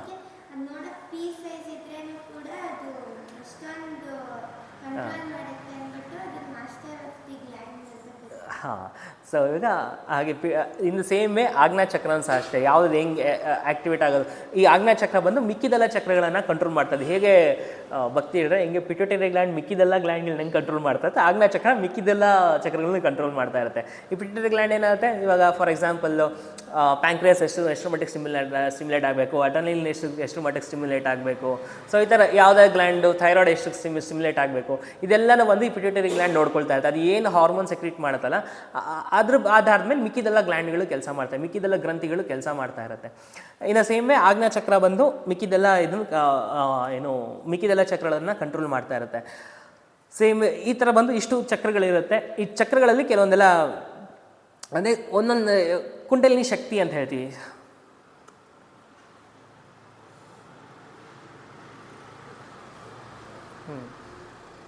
ಕುಂಡಲಿನಿ ಶಕ್ತಿ ಅಂದರೆ ಇದು ಬಂದು ನಾವು ಹಾವಿಗೆ ರೆಪ್ರೆಸೆಂಟ್ ಮಾಡ್ತೀವಿ. ಸೊ ಹಾವು 3.5 ಸುತ್ತು ಸುತ್ತಕೊಂಡಿರೋ ಹಾವು ನಮ್ಮ ಬೇಸ್ ಆಫ್ ದ ಸ್ಪೈನಲ್ಲಿರುತ್ತೆ ಅಂತ. ತಿರ್ಗಾ ಅದೇ ಹೇಳ್ತೀನಿ, ತಿರ್ಗಾ ಡೈಸೆಕ್ಟ್ ಮಾಡಿದ್ರೆ ಯಾವ ಹಾವು ಸಿಗೋಲ್ಲ, ಏನೂ ಸಿಗೋದಿಲ್ಲ. But symbolic representation. ಯಾವಾಗ ಆ ಎನರ್ಜಿ ನಾವು ಉತ್ಪತ್ತಿ ಮಾಡ್ಕೊಳ್ತಾ ಹೋಗ್ತೀವಿ, ಮೇಲ್ಮೇಲೆಗಡೆ ಉತ್ಪತ್ತಿ ಮಾಡ್ತಾ ಹೋಗ್ತಾ ಇರ್ತೀವಿ, ಆವಾಗ ನಮ್ಮ ಆ ಪರ್ಟಿಕ್ಯುಲರ್ ಚಕ್ರಾಸ್ಗಳು ಆ್ಯಕ್ಟಿವೇಟ್ ಆಗ್ತಾ ಹೋಗುತ್ತೆ. ಯಾವಾಗ ನಾವು ಮೂಲಾಧಾರದಿಂದ ಆಜ್ಞಾಚಕ್ರದವರೆಗೂ ಸಹ ಇದನ್ನ ಯಾವಾಗ ಚಕ್ರಗಳು ನಾವು ಒಳ್ಳೊಳ್ಳೆ ಈ ಥರ ಹ್ಯಾಬಿಟ್ಸ್ ಅಂದರೆ ನಾಟ್ಸ್ಗಳಂತ ಏನು ಎಷ್ಟೊಂದು ಹರ್ಡಲ್ಸ್ಗಳೆಲ್ಲ ಇರುತ್ತೆ ನಮ್ಮ ಫಿಸಿಕಲ್ ಲೆವೆಲಲ್ಲಿ ಕಾಯಿಲೆ ಇದ್ದಾಗ ಅಥವಾ ಈ ಥರ ಇದ್ದಾಗ ನಮ್ಮ ಆ ಚಕ್ರಗಳು ಅಷ್ಟು ಚೆನ್ನಾಗಿ ವರ್ಕ್ ಮಾಡ್ತವೆ ಮತ್ತು ಇದಕ್ಕೂ ಇಂಟರ್ ಕನೆಕ್ಟೆಡು. ಯಾವ ಫಾರ್ ಎಕ್ಸಾಂಪಲ್ ಇವಾಗ ಯೋಗದಲ್ಲಿ ನಾವು ಥೆರಪಿ ಎಲ್ಲ ಮಾಡಿಸ್ತೀವಿ, ಚಿಕಿತ್ಸೆಗೋಸ್ಕರ ಯೋಗ ಮಾಡ್ತಾ ಇರ್ತೀವಲ್ಲ, ಅದರಲ್ಲಿ ಎಷ್ಟೊಂದು ಪದ್ಧತಿಗಳಿದ್ದಾವೆ. ಒಬ್ಬೊಬ್ಬರು ಒಂದೊಂದು ಪದ್ಧತಿ ಯೂಸ್ ಮಾಡಿದ್ರೆ ಒಂದು ಪದ್ಧತಿ ಬಂದು ಇದು ಚಕ್ರಗಳ ಮೇಲೆ ಗಮನ ಹರಿಸೋದು. ಫಾರ್ ಎಕ್ಸಾಂಪಲ್ ಹೊಟ್ಟೆ ಸಮಸ್ಯೆ ಆಯಿತು ಅಂದರೆ ಮಣಿಪುರ ಚಕ್ರಕ್ಕೆ ಸಂಬಂಧಪಟ್ಟಿರುವಂಥ ಅಭ್ಯಾಸ ಮಾಡುವಂಥದ್ದು.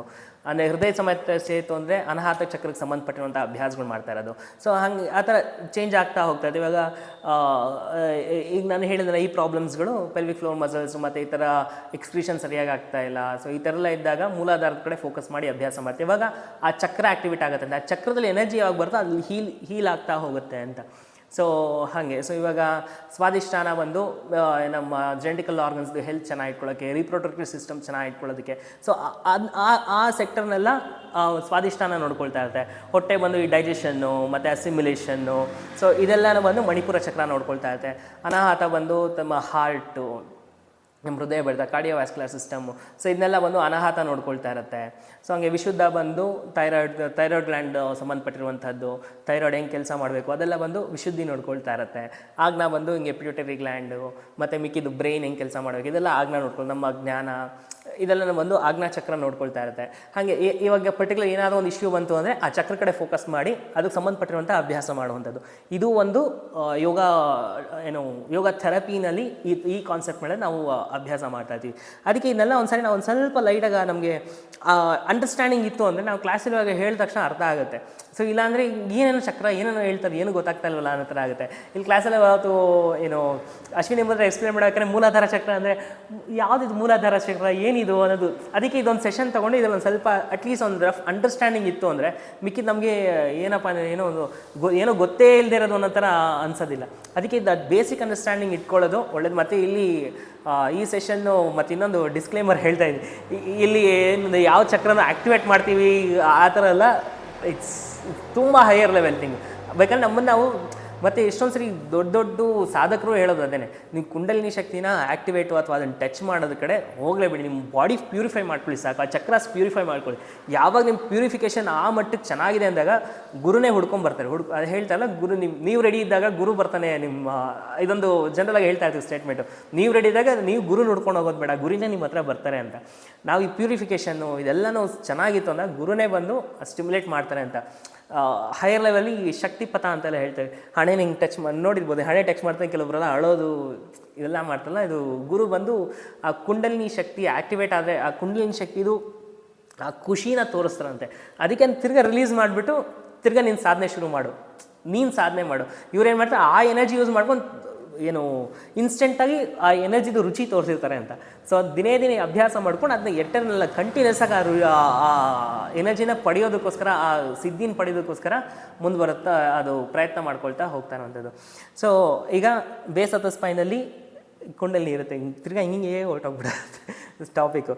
ಸೊ 3.5 ಏನಕ್ಕೆ ಅಂತ ನೋಡಿ, ನಮ್ಮ ಪತಂಜಲಿ ಮಹರ್ಷಿಗಳದ್ದು ಅಷ್ಟೇ 3.5 ಬಾಲ ಸಣ್ಣದಾಗಿ ಕಾಣುತ್ತೆ, 3 ಇದು. So it's somewhat like representation. 3.5 ಸುತ್ತಿರುವಂತಹ ಬೇಸ್ ಆಫ್ ದ ಸ್ಪೈನಲ್ಲಿ ಕುಂಡಲಿನಿ ಶಕ್ತಿ ಇರುತ್ತೆ. 3.5 ಏನಪ್ಪ ಅಂದರೆ, ನೀವು ಯಾವುದೇ 3 ತೊಗೊಳ್ಳಿ, ಅದಕ್ಕಿಂತ ಮೇಲ್ಪಟ್ಟು ಇವಾಗ ದೇವರುಗಳು ಬ್ರಹ್ಮ ವಿಷ್ಣು ಮಹೇಶ್ವರ, ಮತ್ತು ಟೈಮು ಪಾಸ್ಟು ಪ್ರೆಸೆಂಟು ಫ್ಯೂಚರು, ಭೂತಕಾಲ ವರ್ತಮಾನ ಕಾಲ ಭವಿಷ್ಯಕಾಲ, ಮತ್ತು ಸ್ಪೇಸ್ ತೊಗೊಳ್ಳಿ, ವಿಡ್ತು ಬ್ರೆಡ್ತು ಲೆಂತು, ಮತ್ತು ಹಿಂಗೆ ಯಾವುದೇ 3 ತೊಗೊಂಡು 3ಕ್ಕಿಂತ ಮಿಗಿಲಾಗಿರುವಂಥದ್ದು ಈ ಶಕ್ತಿ ಅನ್ನುವಂಥದ್ದು. ಈಗ ಯಾವುದೇ 3ಕ್ಕೆ ಇದೆಲ್ಲ ರೆಪ್ರೆಸೆಂಟೇಷನ್ಸ್ ಎಲ್ಲ ಇದಕ್ಕಿಂತ ಮಿಗಿಲಾಗಿರುವಂಥದ್ದು ಈ ಶಕ್ತಿ ಅಂತ, ಕುಂಡಲಿನಿ ಶಕ್ತಿ ಅಂತ. ಆ ಅರ್ಧ ಇದೆಯಲ್ಲ, ಅರ್ಧ ಬಂದು ಅದಕ್ಕಿಂತ ಹೈಯರ್ ಲೆವೆಲ್ ಇರುವಂಥದ್ದು ಈ ಶಕ್ತಿ ಅಂತ. ಯಾವಾಗ ನಾವು ಈ ಥರ ಚಕ್ರಾಸ್ಗಳೆಲ್ಲ ಕ್ಲೆನ್ಸ್ ಆಯಿತು, ಚಕ್ರಾಸ್ ಎಲ್ಲ ಆ್ಯಕ್ಟಿವೇಟ್ ಆಯಿತು, ಸೊ ಅವಾಗ ಈ ಶಕ್ತಿ ಮೇಲಕ್ಕೆ. ಇವಾಗ ಮತ್ತು ಇನ್ನೊಂದು ಲೆಫ್ಟ್ ನಾಸ್ಟ್ರಲ್ ರೈಟ್ ನಾಸ್ಟ್ರಲ್, ಮತ್ತು ನಾಡಿ ಲೆವೆಲಲ್ಲಿ ಬಂತು ಅಂದರೆ ಚಂದ್ರನಾಡಿ ಸೂರ್ಯನಾಡಿ ಅಂತ ಹೇಳ್ತೀವಿ. ಅದನ್ನ ಇನ್ನೂ ಕೆಲವೊಂದು ನಮ್ಮ ಆಯುರ್ವೇದಿಕ್ಕೆಲ್ಲ ಬಂತು ಅಂದರೆ ಇಡ ಮತ್ತು ಪಿಂಗಳ ಅಂತ ಹೇಳ್ತೀವಿ. ಸೊ 2 ನಾಡಿಗಳಿರುತ್ತೆ. ಮಧ್ಯದಲ್ಲಿ ಒಂದು ಸುಷುಮ್ನ ನಾಡಿ ಅಂತ ಹೇಳ್ತೀವಿ. ಇವೆರಡರಲ್ಲೂ ಬ್ಯಾಲೆನ್ಸ್ ಬಂದಾಗ, ಸೊ ನೋಡಿ ಯಾವಾಗಲೂ ಇನ್ನು ಸೂಪರ್ಫಿಷಿಯಲ್ ಲೆವೆಲಲ್ಲಿ ಹೇಳೋದಾದರೆ ನಾವು ಬ್ರೆತ್ ನೋಡಿ ಯಾವಾಗಲೂ ಒಂದೇ ಬ್ರೆತ್ ನಡೆಯಲ್ಲ. ಲೆಫ್ಟಲ್ಲಿ ಜಾಸ್ತಿ ನಡೆಯುತ್ತೆ, ರೈಟಲ್ಲಿ ಕಡಿಮೆ ಇರುತ್ತೆ, ರೈಟಲ್ಲಿ ಜಾಸ್ತಿ ಇರುತ್ತೆ, ಲೆಫ್ಟಲ್ಲಿ ಕಡಿಮೆ ಇರುತ್ತೆ. ಸೊ ಹಿಂಗಿರುತ್ತೆ. ಯಾವಾಗ ಎರಡರಲ್ಲೂ ಬ್ಯಾಲೆನ್ಸ್ ಆಗುತ್ತಲ್ಲ, ನೀವು ಸರ್ಟನ್ ಯೋಗ ಪ್ರಾಕ್ಟೀಸು ಮತ್ತು ಹೀಗೆ ಆಧ್ಯಾತ್ಮಿಕ ಸಾಧನೆ ಇದೆಲ್ಲ ಮಾಡ್ತಾ ಮಾಡ್ತಾ ಎರಡರಲ್ಲೂ ಬ್ಯಾಲೆನ್ಸ್ ಆಗುತ್ತೆ. ಯಾವಾಗ ಬ್ಯಾಲೆನ್ಸ್ ಆಗುತ್ತೋ ಸುಷುಮ್ನ ನಾಡಿ ಆಕ್ಟಿವೇಟ್ ಆಗುತ್ತೆ ಅಂತ ಹೇಳಿ. ಸುಷುಮ್ನ ಬಂದು ಮಧ್ಯದಲ್ಲಿ ಒಂದು ನಾಡಿ ಇರುತ್ತೆ, ಅದು ಮಿಕ್ಕಿದ ಈ ನಾಡೀಸ್ ಎಲ್ಲ ಹಿಂಗೆ ನೋಡಿ ಯಾವ ಥರ ಹಿಂಗೆ ಹೋಗ್ತಾ ಇರುತ್ತೆ. ಎಲ್ಲೊಂದು ರೆಪ್ರೆಸೆಂಟೇಷನ್ ಇದೆಯಲ್ಲ, ಈ ಹಿಂಗೆ ಹೋಗಿದೆಯಲ್ಲ ಹಾವು ಥರ. ಸೊ ಮಿಕ್ಕಿದ ಎರಡು ನಾಡಿಗಳು ಇಡ ಮತ್ತು ಪಿಂಗಳ ಅಥವಾ ಸೂರ್ಯನಾಡಿ ಚಂದ್ರನಾಡಿ ಎರಡೂ ನಾಡಿಗಳು ಹಿಂಗೆ ಹಾವು ಥರ ಹಿಂಗೆ ಹೋಗಿರುತ್ತೆ. ಬಟ್ ಸುಷುಮ್ನ ನಾಡಿ ನೇರ ಇರುತ್ತೆ. ಮಧ್ಯದಲ್ಲಿ ರೆಡ್ ಕಲರ್ ಒಂದು ರೆಪ್ರೆಸೆಂಟೇಷನ್ ಇದೆಯಲ್ಲ, ಅದು ಬಂದು ಸುಷುಮ್ನ ನಾಡಿ ಮಧ್ಯದಲ್ಲಿ ನೇರ ಇರುತ್ತೆ. ಯಾವಾಗ ಸುಷುಮ್ನ ನಾಡಿ ಆಕ್ಟಿವೇಟ್ ಆಗುತ್ತೋ, ಸೊ ಮತ್ತು ಸಹಸ್ರಾರವನ್ನು ಬ್ರಹ್ಮರಂಧ್ರ ಅಂತಲೂ ಸಹ ಹೇಳಲಾಗುತ್ತೆ. ಈ ಬ್ರಹ್ಮರಂಧ್ರ ಬಂದು ಡೈರೆಕ್ಟಾಗಿ ನಿಮಗೆ ಎನರ್ಜಿ ಎನ್ವಿರಾನ್ಮೆಂಟಿಂದ ತಗೊಳುತ್ತೆ, ಅಥವಾ ಪ್ರಕೃತಿ ಅಥವಾ ಕಾಸ್ಮೋಸಿಂದ ಎನರ್ಜಿ ಬರುತ್ತೆ ಅಂತ ಹೇಳ್ತೀವಿ. ಸೊ ಯಾವಾಗ ಮತ್ತು ಅದಕ್ಕೆ ಮಹಾನ್ ಯೋಗಿಗಳೆಲ್ಲ ಅವ್ರ ಊಟನೂ ಬೇಡ ಏನೂ ಬೇಡ, ಬರೀ ಗಾಳಿಲೇ ಆರಾಮಿರುತ್ತೆ, ಅವ್ರ ಎನರ್ಜಿ ಸೀದಾ ಕಾಸ್ಮೋಸಿಂದನೇ ಎನರ್ಜಿ ಸ್ವೀಕಾರ ಮಾಡ್ತಾ ಇರೋ ಒಂದು ಕಾನ್ಸೆಪ್ಟ್ ಮೇಲೆ ಸುಷುಮ್ನ ನಾಡಿ ಆಕ್ಟಿವೇಟ್ ಆಗುತ್ತೆ ಅಂತ. ಸೊ ಯಾವಾಗ ಈ ಕುಂಡಲಿನಿ ಶಕ್ತಿ ಮೇಲಕ್ಕೆ, ಆ ಶಕ್ತಿ ಮೇಲಕ್ಕೆ ಹೋಗ್ತಾ ಹೋಗ್ತಾ ಆ ಎನರ್ಜೀಸ್ಗಳು ಓಪನ್ ಆಗ್ತಾ, ಐ ಮೀನ್ ಆ ಚಾನಲ್ಸ್ ಇದು ಚಕ್ರಾಸ್ಗಳು ಓಪನ್ ಆಗ್ತಾ ಹೋಗ್ತಾ ಇರೋದು.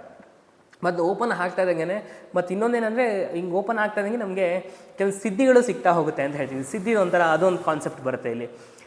ಇವಾಗ ಒಂದೊಂದು ಚಕ್ರನೇ ಓಪನ್ ಆದರೆ ಒಂದೊಂದು ಸಿದ್ಧಿಗಳಂದರೆ ಒಂದೊಂದು ಅಕಾಂಪ್ಲಿಷ್ಮೆಂಟ್ಸು ಮತ್ತು ಏನು ಹೇಳ್ತೀವಿ ಬಹಳ ಸಿದ್ಧಿಗಳು ಬರುತ್ತೆ. ಅನಿಮ, ಮಹಿಮ, ಗರಿಮ, ಲಗಿಮ, ಪ್ರಾಪ್ತಿ, ಪ್ರಾಕಮ್ಯ, ಅಶಿತ್ವ, ವಶಿತ್ವ, ಇಶಿತ್ವ, ವಶಿತ್ವ ಅಂತ ಒಟ್ಟು ಅಷ್ಟಸಿದ್ಧಿಗಳು ಅಂತ ಹೇಳ್ತೀವಿ. ನೀವು ಹನುಮಾನ್ ಚಾಲೀಸಲ್ಲವರೆ ಅಷ್ಟಸಿದ್ಧಿ ಇದ್ರ ಬಗ್ಗೆ ಎಲ್ಲ ಅವಾಗ ನಿಮ್ಗೆ ಬರ್ತಾನೆ ಇರುತ್ತೆ. ಅಷ್ಟಸಿದ್ಧಿ ಎಷ್ಟೊಂದು ನಮ್ಮ ಆಧ್ಯಾತ್ಮಿಕ ಸಿಕ್ಸನ್ನು ಅಷ್ಟಸಿದ್ಧಿಗಳಂತ ಬರ್ತಾ ಇರುತ್ತೆ. ಒಂದನ್ನು ನೋಡ್ತಾ ಹೋಗೋಣ. ಜಸ್ಟ್ ಅಣಿಮ ಅಂತಂದರೆ ನಮ್ಮ ದೇಹವನ್ನು ಎಷ್ಟಾಗುತ್ತೋ ಅಷ್ಟು ಚಿಕ್ಕದು ಮಾಡುವಂಥ ಸಾಮರ್ಥ್ಯ ಅಣಿಮ ಅಂದರೆ. ಇದೆಲ್ಲ ನಮ್ಮ ರಾಮಾಯಣದಲ್ಲಿ ಈ ಕಥೆಯಲ್ಲಿ ಕೇಳ್ಬೋದು. ಅದರಲ್ಲಿ ಆಂಜನೇಯ ಬಂದು ಸೀತಾ ಮಾತನ್ನು ಹುಡ್ಕೊಂಡು ಹೋಗ್ಬೇಕಂದ್ರೆ ರಾಕ್ಷಸರಿಗೆ ಕಾಣಬಾರ್ದು ಅಂದ್ಬಿಟ್ಟು ಅವ್ರ ದೇಹ ಚಿಕ್ಕದು ಮಾಡ್ಕೊಂಡು, ಇದು ಬಂದು ಅಣಿಮ ಸಿದ್ಧಿ. ಮತ್ತು ಮಹಿಮ ಅಂತ ಹೇಳ್ತು ಅಂದರೆ ದೊಡ್ಡದಾಗುವಂಥದ್ದು. ಇವಾಗ ಲಕ್ಷ್ಮಣಂಗೆ ಇದೆಲ್ಲ ಏನು ಸಂಜೀವನಿ ಎಲ್ಲ ತರೋದಕ್ಕೆ ಹೋಗಿದ್ರಲ್ಲ, ಯಾವ ಪರ್ವತ ಅದು? ಹಾಂ, ಸಂಜೀವನಿ ಗಿಡ. ಓಕೆ,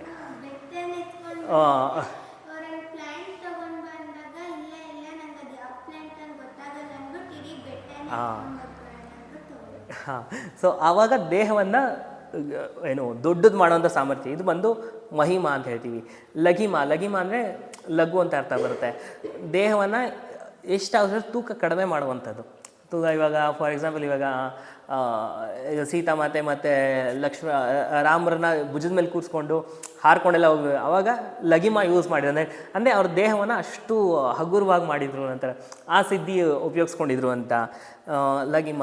ಗರಿಮ ಅಂತ ಹೇಳಿದ್ರೆ ತೂಕ ಹೆಚ್ಚು ಮಾಡುವಂಥದ್ದು, ಎಷ್ಟಾಗುತ್ತೋ ಅಷ್ಟು ತೂಕ, ಅಂದರೆ ಅಲ್ಲಾಡ್ಸೋಕ್ಕಾಗಲ್ಲ ಆ ಮಟ್ಟಕ್ಕೆ ತೂಕ ಹೆಚ್ಚು ಮಾಡೋದು. ಈ ಸಿದ್ಧಿಯನ್ನು ಬಂದು ಗರಿಮ ಅಂತ ಹೇಳ್ತೀವಿ. ಈ ಸಿದ್ಧಿ ಯಾವ ಎಕ್ಸಾಂಪಲ್ ಅಂದರೆ ತಿರ್ಗಾ ಮಹಾಭಾರತದಲ್ಲಿ ಒಂದು ಕತೆ ಬರುತ್ತಲ್ಲ, ಆಂಜನೇಯ ಬಾಲ ಬಿಡಿದ ಆಮೇಲೆ ಭೀಮಂಗೆ ಎತ್ತು ಅಂತಂದರೆ ಆಗೋದೇ ಇಲ್ಲ, ಏನು ಮಾಡ್ರೆ ಒಂಚೂರು ಅಲ್ಲಾಡ್ಸೋದಕ್ಕೂ ಆಗಲ್ಲ ಅಂತ. ಆಮೇಲೆ ಯಾರು ಅಂತ ಕೇಳಿದ್ರೆ ಆಂಜನೇಯ ಅಂತ ಗೊತ್ತಾಗುತ್ತೆ. ಸೊ ಅವಾಗ ಬಂದು ಅದು ಗರಿಮ. ಸೊ ಆ ಸಿದ್ಧಿ ಗರಿಮ ಅಂತ. ಮತ್ತಿನ್ನೊಂದು ಪ್ರಾಪ್ತಿ ಅಂತ ಹೇಳಿದ್ರೆ ಏನು ಬೇಕೋ ಅದು ತಕ್ಷಣಕ್ಕೆ ಏನು ಉತ್ಪತ್ತಿ ಮಾಡುವಂಥ ಸಾಮರ್ಥ್ಯ. ಫಾರ್ ಎಕ್ಸಾಂಪಲ್ ಏನೋ ಇವಾಗ ನೋಡಿರ್ಬೋದು, ಈ ಫಿಲಮೆಲ್ಲ ಈ ಅಸ್ತ್ರಗಳೆಲ್ಲ ಹಂಗಂಗೆ ಉತ್ಪತ್ತಿ ಮಾಡ್ತಾ ಇದ್ರಲ್ಲ, ಇದೆಲ್ಲ ಬಂದು ಅಸ್ತ್ರಗಳು ಕೈಲಿ ಹಿಂಗೆ ನೋಡಿದ ಹಿಂಗೆ ಅಸ್ತ್ರ ಬರ್ತಾ ಇತ್ತಲ್ಲ. ಸೊ ಈ ಅಸ್ತ್ರಗಳು ಇದನ್ನೆಲ್ಲ ಉತ್ಪತ್ತಿ ಮಾಡುವಂಥದ್ದು ಅದು ಬಂದು ಪ್ರಾಪ್ತಿ. ಇದಾದ್ಮೇಲೆ ಬಂದು ಪ್ರಾಕಮ್ಯ ಬಂದು ಹೆಂಗಂದ್ರೆ ನಮ್ಮ ದೇಹದ ಮೇಲೆ ಹಿಡಿತ, ಅಂದರೆ ನಮ್ಮ ಪ್ರಾಣದ ಮೇಲೆ ಹಿಡಿತ. ಫಾರ್ ಎಕ್ಸಾಂಪಲ್ ಹೆಂಗಂದ್ರೆ ಯಾರು ಬೇಕಂದ್ರೆ ಬಂದು ನಾನು ಸಾಯಿಸ್ತೀನಿ ನೋಡೋಣ ಅಂತ ಎಷ್ಟೊಂದು ಹಿಂಗೆಲ್ಲ ಏನೇನೋ ಚುಚ್ಕೊಂಡ್ರೆ ಅವ್ರು ಸಾಯೋದೇ ಇಲ್ಲ. ಮತ್ತು ನೀರೊಳಗಡೆ ಹೋಗಿ ಎಷ್ಟೋ ದಿನ, ಭೀಮ ಎಲ್ಲ ನೀರೊಳಗನೆ ಅದು ಎಷ್ಟೋ ದಿನ ಇದ್ದು ಆಮೇಲೆ ಆಚೆ ಬಂದಂತೆ. ಸೊ ಆ ಜೀವದ ಮೇಲೆ ಇರುವಂತಹ ಹಿಡಿತ ಇದು ಬಂದು ಪ್ರಾಕಮ್ಯ ಅಂತ ಹೇಳ್ತೀವಿ. ಹಾಗೆ ಮತ್ತು ಈಶತ್ವ ಬಂದು ಈ ಏನು ಇಂದ್ರಿಯಗಳು, ಇಂದ್ರನ ಕೆಳಗೆ ವರುಣ, ಅಗ್ನಿ ಇವ್ರ ಮೇಲೆಲ್ಲ ಹೋಲ್ಡ್ ತಗೊಳ್ಳೋದು, ಪಂಚಭೂತಗಳು. ಸೊ ಅವ್ರ ಮೇಲೆಲ್ಲ ಹೋಲ್ಡ್ ತಗೊಳ್ಳೋವಂಥದ್ದು. ಅಂದರೆ ಯಾವ ಬೇಕು ಅಂದರೆ ಇವಾಗ ಕುತ್ಕೊಂಡು ಹಿಂಗೆ ಬರೀ ಅವರೊಂದು ಏನು ಅವ್ರ ಇಚ್ಛೆ ಅವ್ರು ಇದನ್ನು ಮಾಡಿಕೊಂಡ್ರೆ ಸಾಕು ಮಳೆ ಬರೋವಂಥದ್ದು. ಸೊ ಈ ಥರದ್ದೆಲ್ಲ ಇದೆಲ್ಲ ಬಂದು ಈಶತ್ವ. ಮತ್ತು ವಶಿತ್ವ ಅಂತ ಹೇಳಿದ್ರೆ ಬೇರೆಯವ್ರ ಮೈಂಡ್ ಮೇಲೆ ಕಂಟ್ರೋಲ್ ಮಾಡುವಂಥದ್ದು. ಬರೀ ಏನು ಅದಕ್ಕೆ ವಶೀಕರಣ ಅಂತೆಲ್ಲ ಹೇಳ್ತಾರಲ್ಲ, ಬೇರೆಯವ್ರ ಮೈಂಡನ್ನು ಕಂಟ್ರೋಲ್ ಮಾಡೋದು, ನೀವು ಹೆಂಗೆ ಹೇಳ್ತಿರೋ ಹಂಗೆ ಅವ್ರು ಕೇಳುವಂತೆ ಮಾಡುವಂಥದ್ದು, ಇದೆಲ್ಲ ಬಂದು ವಶಿತ್ವ. ಸೊ ಹಿಂಗೆ ಎಷ್ಟೊಂದು ಸಿದ್ಧಿಗಳು ಬರ್ತಾ ಹೋಗುತ್ತೆ. ಇದೆಲ್ಲ ಪ್ರಾಕ್ಟೀಸ್ ಮಾಡಬೇಕಂದ್ರೆ ಈ ಥರ ಸಿದ್ಧಿಗಳೆಲ್ಲ ಅಕ್ವೈರ್ ಆಗ್ತಾ ಹೋಗುತ್ತೆ ಅಂತ. ಮತ್ತು ಇನ್ನೊಂದು ಈ ಸಿದ್ಧಿಗಳು ಬಂದು ಇಟ್ಸ್ ನಾಟ್ ಏನು ಇದು ನಿಮ್ಮ ಸಾಧನೆಗೆ ಉಪಯೋಗಿಸ್ಕೊಳ್ಬೇಕು. ಆ ಸಿದ್ಧಿ ಬಂದಾಗ ಅದನ್ನ ನಮ್ಮ ಈ ಕುಂಡಲಿನಿ ಶಕ್ತಿನ ಆ್ಯಕ್ಟಿವೇಟ್ ಮಾಡ್ಕೊಂಡು ಇನ್ನೂ ಹೈಯರ್ ಲೆವೆಲ್ಗೆ ಹೋಗಿ ಉಪಯೋಗಿಸ್ಕೊಳ್ಬೇಕು. ಬಟ್ ಏನಾಗುತ್ತೆ, ಈಗ ಸಿದ್ಧಿಗಳು ಬರ್ತಾ ಇದ್ದಂಗೆ ಮಾಯೆ ಎಳೆಯುತ್ತೆ ಅಂತ ಹೇಳ್ತೀವಿ. ಅದಕ್ಕೆ ಎಷ್ಟೊಂದು ಜನ ಒಂದು ಪಾಯಿಂಟ್ವರೆಗೂ ಈ ಸಿದ್ಧಿ ಬಂದಿರುತ್ತೆ. ಯಾವುದೋ ನಾನು ಹೇಳಿದ್ರೆ ಈ ಥರದ್ದು ಯಾವುದೋ ಒಂದೊಂದು ಸಿದ್ಧಿ ಬಂದಿರುತ್ತೆ. ಇದು ಬರ್ತಾ ಇದ್ದಂಗೆ ಹಿಂಗೆ ಏನು ಆಚೆ ಬಂದುಬಿಡ್ತೀವಿ, ಸಾಧನೆ ಆಚೆ ಬಂದು ಇನ್ನು ಪಾಪ್ಯುಲಾರಿಟಿ, ಇದೆಲ್ಲ ಮಾಯೆ ಆ್ಯಕ್ಚುಲಿ. ಈಗ ಏನೋ ಒಂದು ಸಿದ್ಧಿ ಬಂದಿರುತ್ತೆ, ತಗೋ ಅದನ್ನ ಜನಕ್ಕೆ ಪ್ರದರ್ಶನ ಮಾಡೋಕ್ಕೆ ತೋರಿಸುವಂಥದ್ದು, ಅದರಿಂದ ಹೆಸರು ಮಾಡುವಂಥದ್ದು, ಅದರಿಂದ ಏನೇನೋ ಮಾಡುವಂಥದ್ದು. ಆ್ಯಕ್ಚುಲಿ ಇದೊಂದು ಮಾಯೆ ಹಂಗೆ ಎಳಿತಾ ಇರುತ್ತೆ. ಅದು ಎಳೆಯೋದನ್ನು ನಾವು ರೆಸ್ಟ್ರಿಕ್ಟ್ ಮಾಡಿಕೊಂಡು ನಮ್ಮ ಸಾಧನೆ ಕಡೆಗೆ ಗಮನ ಹರಿಸ್ಬೇಕು, ಸಾಧನೆ ಕಡೆಗೆ ಫೋಕಸ್ ಮಾಡ್ಕೊಂಡು ಹೋಗಬೇಕು. ಸೊ ಇದು ಬಂದು ಕಾನ್ಸೆಪ್ಟ್. ಹಾಗೆ ನೀವು ಒಂದೊಂದೇ ಕುಂಡಲಿನಿ ಶಕ್ತಿ ಒಂದೊಂದೇ ಮೇಲಕ್ಕೆ ಹೋಗ್ತಾ ಫಿಸಿಕಲ್ ಲೆವೆಲಲ್ಲೂ ನಮ್ಗೆ ಬಹಳಷ್ಟು ಚೇಂಜಸ್ ಕಾಣುತ್ತೆ, ಸೈಕಿಕ್ ಲೆವೆಲಲ್ಲೂ ಬಹಳಷ್ಟು, ಮತ್ತು ಆಸ್ಟ್ರಲ್ ಲೆವೆಲಲ್ಲೂ ನಮಗೆ ಬಹಳಷ್ಟು ಬದಲಾವಣೆಗಳು ಗೊತ್ತಾಗ್ತಾ ಹೋಗುತ್ತೆ. ಸೊ ಆ ಥರ ಅದು ಹಂಗೆ ಹೋಗಿ ಕೊನೆಗೆ ನಮ್ಮ ಆಜ್ಞಾ ಚಕ್ರಕ್ಕೆ ತಲುಪುತ್ತೆ ಅಂತ ಹೇಳ್ತೀವಿ. ಆಜ್ಞಾ ಚಕ್ರಕ್ಕೆ ತಲುಪಿದಾಗ ಇಟ್ಸ್ ಸಮ್ವಾಟ್ ಶಕ್ತಿನ ಚಕ್ರ ಏನು ಆಜ್ಞಾ ಚಕ್ರದವರೆಗೂ ನಾವು ತೊಗೊಂಡೋಗ್ತೀವಿ. ಅದಾದಮೇಲೆ ಗುರುವಿನ ಸಹಾಯದಿಂದ ನಾವು ಸಹಸ್ರಾರಕ್ಕೆ ತಲುಪಿಸ್ತೀವಿ ಅನ್ನೋವಂಥದ್ದು ಕಾನ್ಸೆಪ್ಟು. ಆಜ್ಞೆಯಿಂದ ನೀವು ಸಹಸ್ರಾರಕ್ಕೆ ಹೋಗಬೇಕು ಅಂದರೆ ಇಟ್ಸ್ ತಿರ್ಗಾ ನೀವು ಇಲ್ಲಿವರೆಗೂ ಶುದ್ಧಿ ಮಾಡ್ಕೊಂಡು ನಿಮ್ಮ ಹಿಡಿತದಲ್ಲಿ ಇರುತ್ತೆ, ಮೂಲಾಧಾರದಿಂದ ಆಜ್ಞೆವರೆಗೂ. ಅದಾದಮೇಲೆ ಗುರು ಬಂದು ನಿಮಗೆ ಮುಂದಿನ ಹಂತಕ್ಕೆ ಕರ್ಕೊಂಡು ಹೋಗ್ತಾರೆ ಅನ್ನೋದು ಕಾನ್ಸೆಪ್ಟು. ಗುರು ಬಂದು ಅವರ ಮಾರ್ಗದರ್ಶನದಿಂದ ನಿಮ್ಮನ್ನು ಸಹಸ್ರಾರಕ್ಕೆ ಕರ್ಕೊಂಡು ಹೋಗ್ತಾರೆ ಅಂತ. ಮತ್ತು ಇದೆಲ್ಲ ತುಂಬ ಏನು ಹೇಳಿಲ್ಲ ಹೈಯರ್ ಲೆವೆಲ್ ಯೋಗ ಪ್ರಾಕ್ಟೀಸ್ಗಳು. ಮತ್ತು ಇಟ್ಸ್ ತುಂಬ ಡೇಂಜರಸ್ ಅಂದರೆ ಬಹಳಷ್ಟು ಬುಕ್ಗಳಲ್ಲೇ ಇಲ್ಲಿ ಉಲ್ಲೇಖ ಮಾಡಿಬಿಟ್ಟಿದೆ. ಅಂದರೆ ಭಾಳಷ್ಟು ಮಹಾನ್ ಯೋಗಿಗಳು ಅವರು ಹೇಳೋದು ಅದೇನೆ. ಸೊ ಇದು ತುಂಬ ಡೇಂಜರಸ್ಸು. ಇದನ್ನು ಮತ್ತು ತುಂಬ ಪೊಟೆಂಟ್ ಆಗಿರೋ ಒಂದು ತುಂಬ ಏನು ಡೇಂಜರು ಹೌದು, ಮತ್ತು ತುಂಬ ಏನು ಉನ್ನತವಾಗಿರುವಂಥದ್ದು ಯೋಗ ಪದ್ಧತಿನೂ ಹೌದು. ಸೊ ಮತ್ತು ನಾವು ಅದಕ್ಕೆ ಇದನ್ನ ಹೆಂಗೆ ನನಗೆ ಅಭ್ಯಾಸ ಮಾಡೋಕ್ಕೆ ಹೋಗೋದು ಬೇಡ ಅಂತ. ಸೊ ಈ ಶಕ್ತಿನ ಆ್ಯಕ್ಟಿವೇಟ್ ಮಾಡೋದು ಕೆಲವರೆಲ್ಲ ಎಷ್ಟೊಂದು ಸಮಸ್ಯೆ ಅನುಭವಿಸ್ತಾ ಇರ್ತಾರೆ. ಈಗ ಇದೊಂದು ತುಂಬ ಟ್ರೆಂಡಿಂಗ್ ಥರ ನಡೀತಾ ಇರುತ್ತೆ. ಏನೋ 2 ಅವರ್ಗೆ ನಾನು ಚಕ್ರಾಸ್ ಬ್ಯಾಲೆನ್ಸಿಂಗ್ ಮಾಡಿಸ್ತೀನಿ, ವರ್ಕ್ಶಾಪ್ಸ್ಗಳು 2 hours ಚಕ್ರ ಬ್ಯಾಲೆನ್ಸಿಂಗ್ ವರ್ಕ್ಶಾಪ್, 3 days ಕುಂಡಲಿನಿ ಯೋಗ ವರ್ಷ, ಇದು ವರ್ಷಾನುಗಟ್ಟಲೆ ಪ್ರಾಕ್ಟೀಸ್ಗಳು. ಮತ್ತು ಬರೀ ಏನು ಹಠಯೋಗ ಪ್ರದೀಪಿಕಲ್ಲೇ ನಿಮ್ಗೆ ಭಾಳಷ್ಟು ಪ್ರಾಕ್ಟೀಸ್ಗಳು ಬರುತ್ತೆ, ಫಿಸಿಕಲ್ ಲೆವೆಲ್ ಪ್ರಾಕ್ಟೀಸ್ ಬರುತ್ತೆ. ಅದನ್ನೇ ನಾವು ಮಾಡೋದು ಕಷ್ಟ ಆಗ್ತಾಯಿರಲ್ಲ. ಇನ್ನು ಈ ಚಕ್ರಾಸ್ ಎಲ್ಲ ಹ್ಯಾಂಡಲ್ ಮಾಡೋದು ಇನ್ನೂ ಹೈಯರ್ ಲೆವೆಲು. ಈ ಕೇಚಲಿ ಮುದ್ರಾ, ವಜ್ರೋಲಿ, ಸಹಜೋಲಿ, ಈ ಥರದೆಲ್ಲ ಕೇಚಲಿ ಮುದ್ರಾ ಅಂತ ಒಂದು ಮುದ್ರಾ ಬರುತ್ತೆ. ಅದು ನಾಲ್ಗೆ ಕೆಳಗಡೆ ಇರುತ್ತಲ್ಲ, ಈ ಟೆಂಡಾನಿಗೆ ಒಂದು ಚೂಚೂರೇ ಕಟ್ ಮಾಡಿ ಒಂದು ಕೂದಲಷ್ಟು ಕಟ್ ಮಾಡ್ಕೊತಾ ಹೋಗುವಂಥದ್ದು. ಕಟ್ ಮಾಡಬೇಕು, ಹಿಂಗೆ ಎಳೆಯೋದು, ಕಟ್ ಮಾಡೋದು, ಎಳೆಯೋದು, ಹಿಂಗೆ ಮಾಡ್ಕೊಂಡು ಇದು ಬಂದು ಆಜ್ಞಾ ಚಕ್ರಕ್ಕೆ ರೀಚ್ ಆಗುವಂಥ ಅಲ್ಲಿವರೆಗೂ ರೀಚ್ ಆಗುವಷ್ಟು ನಾಲ್ಗೆನ ಲೆಂತ್ ಮಾಡ್ಕೊಂಡು ಹೋಗೋದು. ಇದೆಲ್ಲ ಬಂದು ಈ ಫಿಸಿಕಲ್ ಲೆವೆಲ್ದೇ ಇಷ್ಟು ಕಾಂಪ್ಲಿಕೇಶನ್ ಆಗಿರುತ್ತೆ. ಇನ್ನು ನಾವು ಚಕ್ರಾಸನ ನೀವು ಬರೀ 2 ದಿನ 3 ದಿನಕ್ಕೆಲ್ಲ ಆ್ಯಕ್ಟಿವೇಟ್ ಮಾಡ್ತೀನಿ ಅಂತ ಹೇಳುವಂಥದ್ದು ಅದೇ ಹಿಂಗೊಂದು ಕಾನ್ಸೆಪ್ಟ್ ಹೇಳ್ಬೋದು. ಇವಾಗ ನೋಡಿ ನೆಕ್ಸ್ಟು ಈ ಥರದ್ದು ಚಕ್ರಾಸ್ಗೆ ರಿಸೆಂಬಲ್ ಮಾಡೋಂಥ ಕಲರ್ಗಳು ಮತ್ತು ಅದಕ್ಕೆ ಅಂತ ಚಾಂಟಿಂಗ್ಸ್ಗಳೆಲ್ಲ ಇದ್ದಾವೆ. ಈಗ ಲಂ ವಂ ಯಂ ರಂ ಹಂ ಅಂತಲ್ಲ ಇಲ್ಲಿ ಇದನ್ನು ಲಂ ವಂ ರಂ ಯಂ ಹಂ ಓಂ ಸೋಹಂ ಈ ಥರದ್ದೆಲ್ಲ ಏನು ಆ ಚಾಂಟಿಂಗ್ಸ್ಗಳು ಮಾಡಿದ್ರೆ ಆ ರೆಸ್ಪೆಕ್ಟಿವ್ ಚಕ್ರಾಸ್ಗಳು ಆ್ಯಕ್ಟಿವೇಟ್ ಆಗುತ್ತೆ ಅಥವಾ ಓಪನ್ ಅಪ್ ಆಗುತ್ತೆ ಅಂತ ಹೇಳ್ತೀವಿ. ಸೊ ಅದಕ್ಕೋಸ್ಕರ ಏನು ಮಾಡ್ತೀವಿ, ವರ್ಕ್ಶಾಪ್ ಅಂತ ಮಾಡಿಬಿಟ್ಟು ಮತ್ತು ಕಲರ್ಸ್ಗಳು ಇರುತ್ತೆ. ಸೊ ಮೂಲಾಧಾರಕ್ಕೆ ಬಂದು ರೆಡ್ಡು, ಸ್ವಾದಿಷ್ಠಾನಕ್ಕೆ ಬಂದು ಆರೆಂಜು, ಮಣಿಪುರಕ್ಕೆ ಬಂದು ಯೆಲ್ಲೋ, ಗ್ರೀನು, ಇದು ತಪ್ಪಿದೆ ಇದರಲ್ಲಿ ಬ್ಲೂ, ಇಂಡಿಗೋ, ಆಮೇಲೆ ರೆಡ್ ಅಂತ ಇದು ಬರುತ್ತೆ.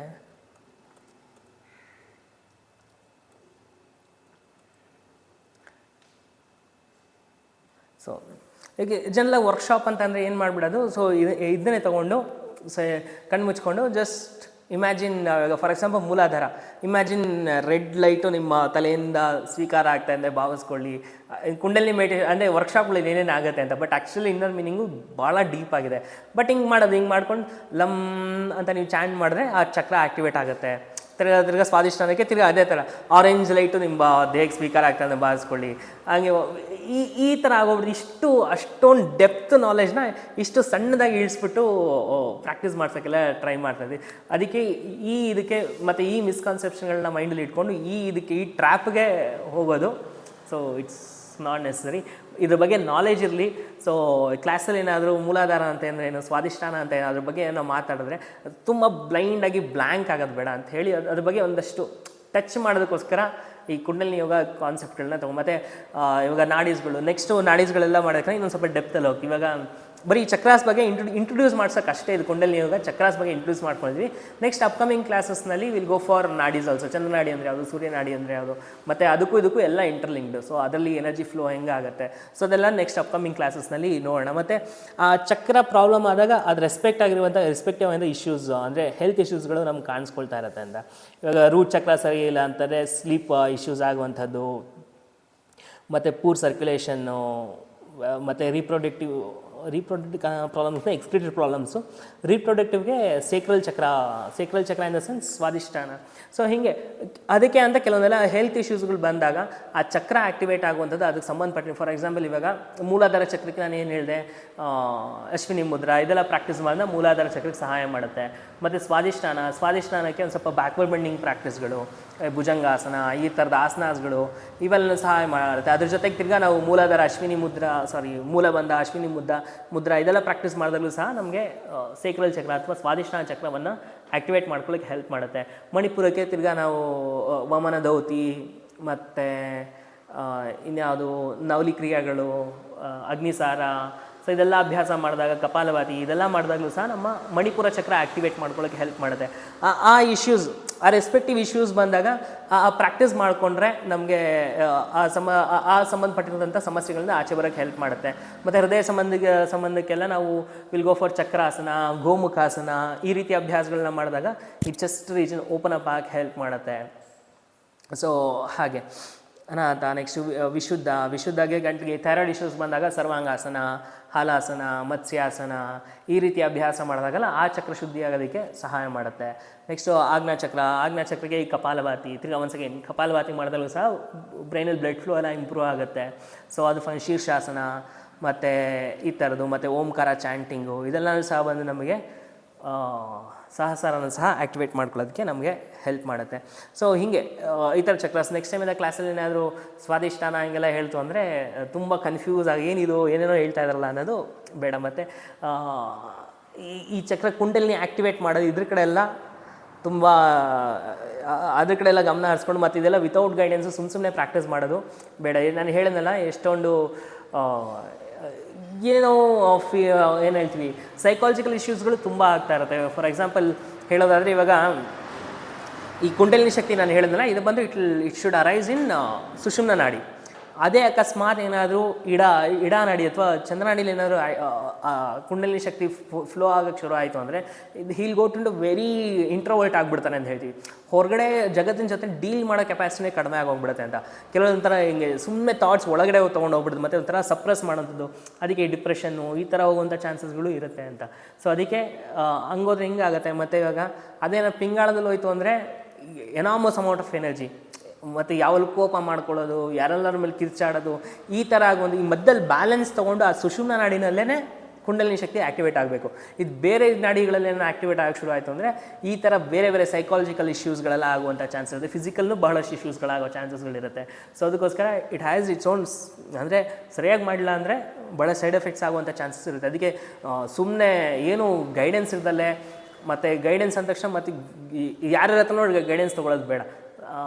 ಸೊ ಅದು ತುಂಬ ಯೋಗ್ಯವಾಗಿ ಎಷ್ಟೋ ವರ್ಷಗಳ ಸಾಧನೆ ಎಲ್ಲ ಮಾಡಿ ಎಲ್ಲ ಸಿದ್ಧಿಗಳೆಲ್ಲ ಬಂದಿರುವಂಥವ್ರು ಅವ್ರ ಹತ್ರ ಹೋಗಿ ಕಲ್ತ್ಕೊಂಡು ಅಭ್ಯಾಸ ಮಾಡೋಕ್ಕೆ ಇಂಟ್ರೆಸ್ಟ್ ಇದ್ದರೆ ಮಾಡುವಂಥದ್ದು ಒಳ್ಳೆಯದು.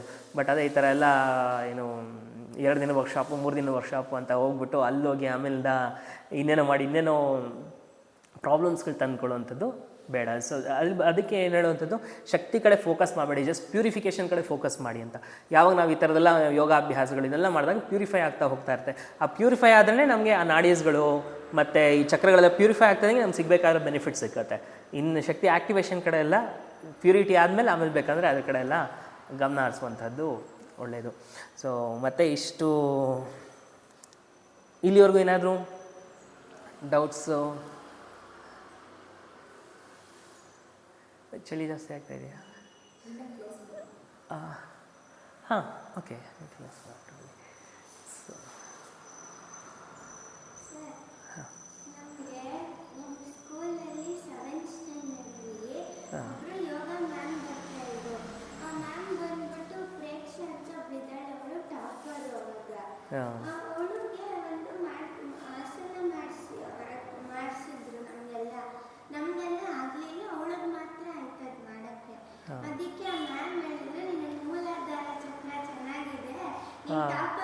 ಗೆಸ್ಸೆ ಮಾಡ್ಬಿಟ್ರು.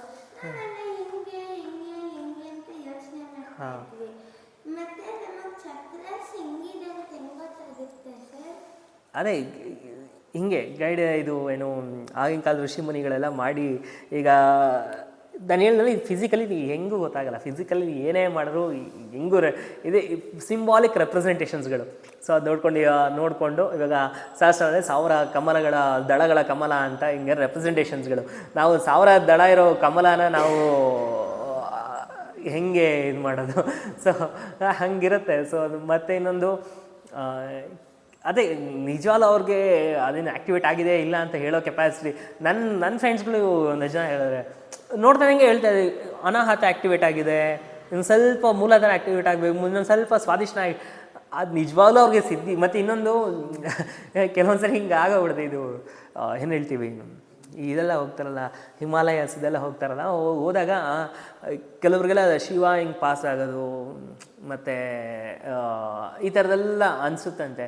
ಇದು ಆ್ಯಕ್ಚುಲಿ ಸೈಂಟಿಫಿಕ್ಕಾಗಿ ಹೇಳೋದು ಹೋಯ್ತು ಅಂದರೆ ನಮ್ಮ ಯಾವಾಗ ಆಕ್ಸಿಜನ್ ಲೆವೆಲ್ ಡಿಪ್ಲೀಟ್ ಆಗುತ್ತಲ್ಲ ಅವಾಗ ಹ್ಯಾಲ್ಯೂಸಿನೇಷನ್ ಅಂತ ಆಗುತ್ತೆ ಅಂತ ನಮ್ಮ ಮೈಂಡಲ್ಲಿ ಒಂದೊಂದೆಲ್ಲ ಥಾಟ್ಸ್ಗಳೆಲ್ಲ ಇಟ್ಕೊಂಡ್ಬಿಡ್ತೀವಿ. ಕೈಲಾಸ ಪರ್ವತದಲ್ಲಿ ಶಿವ ಇದ್ದಾನೆ ಹಂಗೆ ಹಂಗೆ ಅಂತ.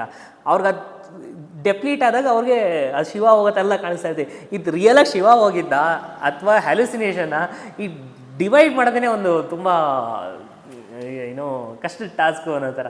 ಸೊ ಹಾಗೆ ಆ ಮಟ್ಟಕ್ಕೆ ಸಾಧನೆ ಇದ್ದು ಆಮೇಲೆ ನೋಡಿ ಹೇಳಿದ್ರೆ ಪರವಾಗಿಲ್ಲ. ಬಟ್ ಈಗ ಅದೇ ನನ್ನ ಫ್ರೆಂಡ್ಸಿಗೆ ಯಾವ ಕಾಲೇಜ್ ಹೋದ್ರು ನಾನು ಅದೇ ಕಾಲೇಜ್ ಹೋದ್ರು. ಬಟ್ ಇವ್ರು ಯಾವಾಗ ಕಲ್ತ್ಕೊಂಡ್ರೆ ಇದೆಲ್ಲ ಅನ್ನೋದೇ ಗೊತ್ತಾಗಲ್ಲ. ಟಕ್ಕಂತ ಏನೇನೋ ಹೇಳ್ತಾ ಇರ್ತಾರೆ ಹಿಂಗೆ ಹಿಂಗೆ ಅಂತ. ಬಟ್ ನಿಜವಾಗ್ಲೂ ಆ ಸಿದ್ಧಿ ಇದ್ದು ಹೇಳ್ತಾ ಇದ್ರೆ ಅಕ್ಸೆಪ್ಟ್ ಮಾಡ್ಬೋದು. ಬಟ್ ಜಸ್ಟ್ ಸುಮ್ಮನೆ ಹಂಗೆ ಹೇಳ್ತಾ ಇದ್ರೆ ಇಲ್ಲ ಇಲ್ಲ ಕಾನ್ಸೆಪ್ಟು ಹಿಂಗಿದೆ ಅಂತ ಅಷ್ಟೇ. ಬಟ್ ಇದನ್ನೆಲ್ಲ ನಾವು ಇನ್ನೂ ಅದೇ ಹೇಳಿದ್ರೆ ಯೋಗ ಇಸ್ ಲೆಂತಿಯರ್ ಜರ್ನಿ. ಎಷ್ಟೇ ಮಾಡಿದ್ರು ಅಲ್ಪರೇ ಹೇಳ್ತಾರಲ್ಲ. ಯಾರು ಒಬ್ರು ಆಚಾರ್ಯರನ್ನು ಕೇಳಿದ್ರಂತೆ, ಏನು ಎಲ್ಲ ಗೊತ್ತು ಅಂತ ಹೇಳ್ತಾರೆ, ಎಲ್ಲ ತಿಳ್ಕೊಂಬಿಟ್ಟಿದ್ದೀರಾ ಅಂತ ಹೇಳಿದ್ರಂತೆ. ಸೊ ಅವ್ರೇನು ಮಾಡಿದ್ರೆ ಅದು ದಂಡ ಇರುತ್ತಲ್ಲ, ದಂಡ ನೀರೊಳಗೆ ಹಿಂಗೆ ಮುಳುಗಿಸ್ಬಿಟ್ಟು ಹಿಂಗೆ ಎತ್ತಿದ್ರಂತೆ. ಎತ್ಬಿಟ್ಟು ಹಿಂಗೆ ತೊಟ್ಟಿಡ್ತಾ ಇದೆಯಲ್ಲ ಒಂದು ಹನಿ ಇದೆಯಲ್ಲ, ಬರೀ ಇದು ಮಾತ್ರ ನನಗೆ ಗೊತ್ತಿರೋದು, ಈ ಹರ್ಕೊಂಡು ಹೋಗ್ತಾ ಇರೋದಲ್ಲಿ ನನಗೆ ಗೊತ್ತಿಲ್ಲದಿರೋದು ಅಂತ ಹೇಳಿದ್ರಂತೆ. ಇದು ಯಾರು ಶಂಕರಾಚಾರ್ಯರ ಕತೆ ಅನಿಸುತ್ತೆ. ಸೊ ಹಂಗಂತ ಆ ಥರ ಆಚಾರ್ಯರನ್ನೇ ಹಂಗೆ ಹೇಳಿರ್ಬೇಕಂದ್ರೆ ನಮ್ಮದೆಲ್ಲ ಯಾವಿದು ಅಂದರೆ ಬರೀ ಆ ಡ್ರಾಪ್ ಇಡ್ತಾ ಇದೆಯಲ್ಲ ಅದು ಮಾತ್ರ ನನಗೆ ಗೊತ್ತಿಲ್ಲದಿರೋದು ಹಿಂಗೆ ಹರ್ಕೊಂಡು ಹೋಗ್ತಾ ಇರೋದು ನದಿ ಅಂತ ಅನ್ನೋ ಥರ. ಹಾಗೆ ಇದರಲ್ಲೂ ತಿಳ್ಕೊಳ್ಳೋದು ಭಾಳಷ್ಟು ಇದೆ. ಬಟ್ ಅದೇ ಬೇಸಿಕ್ ಕಾನ್ಸೆಪ್ಟ್ ಅರ್ಥ ಆಗಿರಲಿ ಒಂದು ತಿಳ್ಕೊಂಡಿದ್ರೆ ಸೊ ಒಳ್ಳೆಯದು ಅನ್ನೋ ಉದ್ದೇಶದಿಂದ ಡಿಸ್ಕಸ್ ಮಾಡ್ತಾರೆ. ನಂದು ಏನಿದ್ರೆ ಬಗ್ಗೆ ಎಲ್ಲ ಅಷ್ಟೊಂದು ಹಂಗೆಲ್ಲ ಏನು ನೋಡಿದ ತಕ್ಷಣ ಯಾವ ಆ್ಯಕ್ಟಿವೇಟ್ ಆಗಿದೆ ಮತ್ತು ಹಿಂಗೆ ಹೆಬ್ಬೆರಳು ಹಿಂಗೆ ತಲೆಯಲ್ಲಿ ನೋಡಿರ್ಬೋದಲ್ಲ, ಹಿಂಗೆ ಇಟ್ಟಿದ ತಕ್ಷಣ ಫುಲ್ ಹಿಂಗೆಲ್ಲ ಆದರೆ ಆ ಮಟ್ಟಿಗೆ ಎಲ್ಲ ಚಕ್ರ ಓಪನ್ ಮಾಡಿಸೋವಂಥದ್ದು ಆ ಮಟ್ಟಿಗೆ ಎಲ್ಲ ಇಲ್ಲ. ಸೊ ಬೇಕಂದರೆ ಅದು ರಿಲೇಟ್ ಆಗಿರೋ ಆಸನಗಳು, ಆ ರಿಲೇಟ್ ಆಗಿರೋವಂಥದ್ದು ಪ್ರಾಕ್ಟೀಸ್ಗಳು ಕ್ರಿಯಾಸ್ಗಳು ಬೇಕಾದರೆ ಅದನ್ನು ಬೇಕಂದರೆ ಮಾಡಿಸೋ ಮಟ್ಟಕ್ಕೆ ಇದೀನಷ್ಟೇ. ಅದು ಬಿಟ್ಟರೆ ಮಿಕ್ಕಿದೆಲ್ಲ ಇಲ್ಲ. ಸೊ ಮಿಕ್ಕಿದ ಅದೇ ಈ ಥರದ ಅದು ರಿಲೇಟೆಡ್ ಆಗಿರೋ ಪ್ರಾಕ್ಟೀಸು ನೆಕ್ಸ್ಟ್ ಇನ್ನು ಕ್ರಿಯಾಸ್ ಇದನ್ನೆಲ್ಲ ಅಭ್ಯಾಸ ಮಾಡೋಣ. ಸೊ ಅಭ್ಯಾಸ ಮಾಡಿದ್ರೆ ಹೆಲ್ಪ್ ಮಾಡುತ್ತೆ. ಎಲ್ಲ ಸಂಸ್ಕೃತ ಎಲ್ಲ ಅದು ಯಾವುದೇ ನಮ್ಮ ಟೆಕ್ಸ್ಟ್ಗಳು ಎಲ್ಲ ಸಂಸ್ಕೃತದಲ್ಲೇ ಇರೋದು. ಇನ್ಯಾವುದು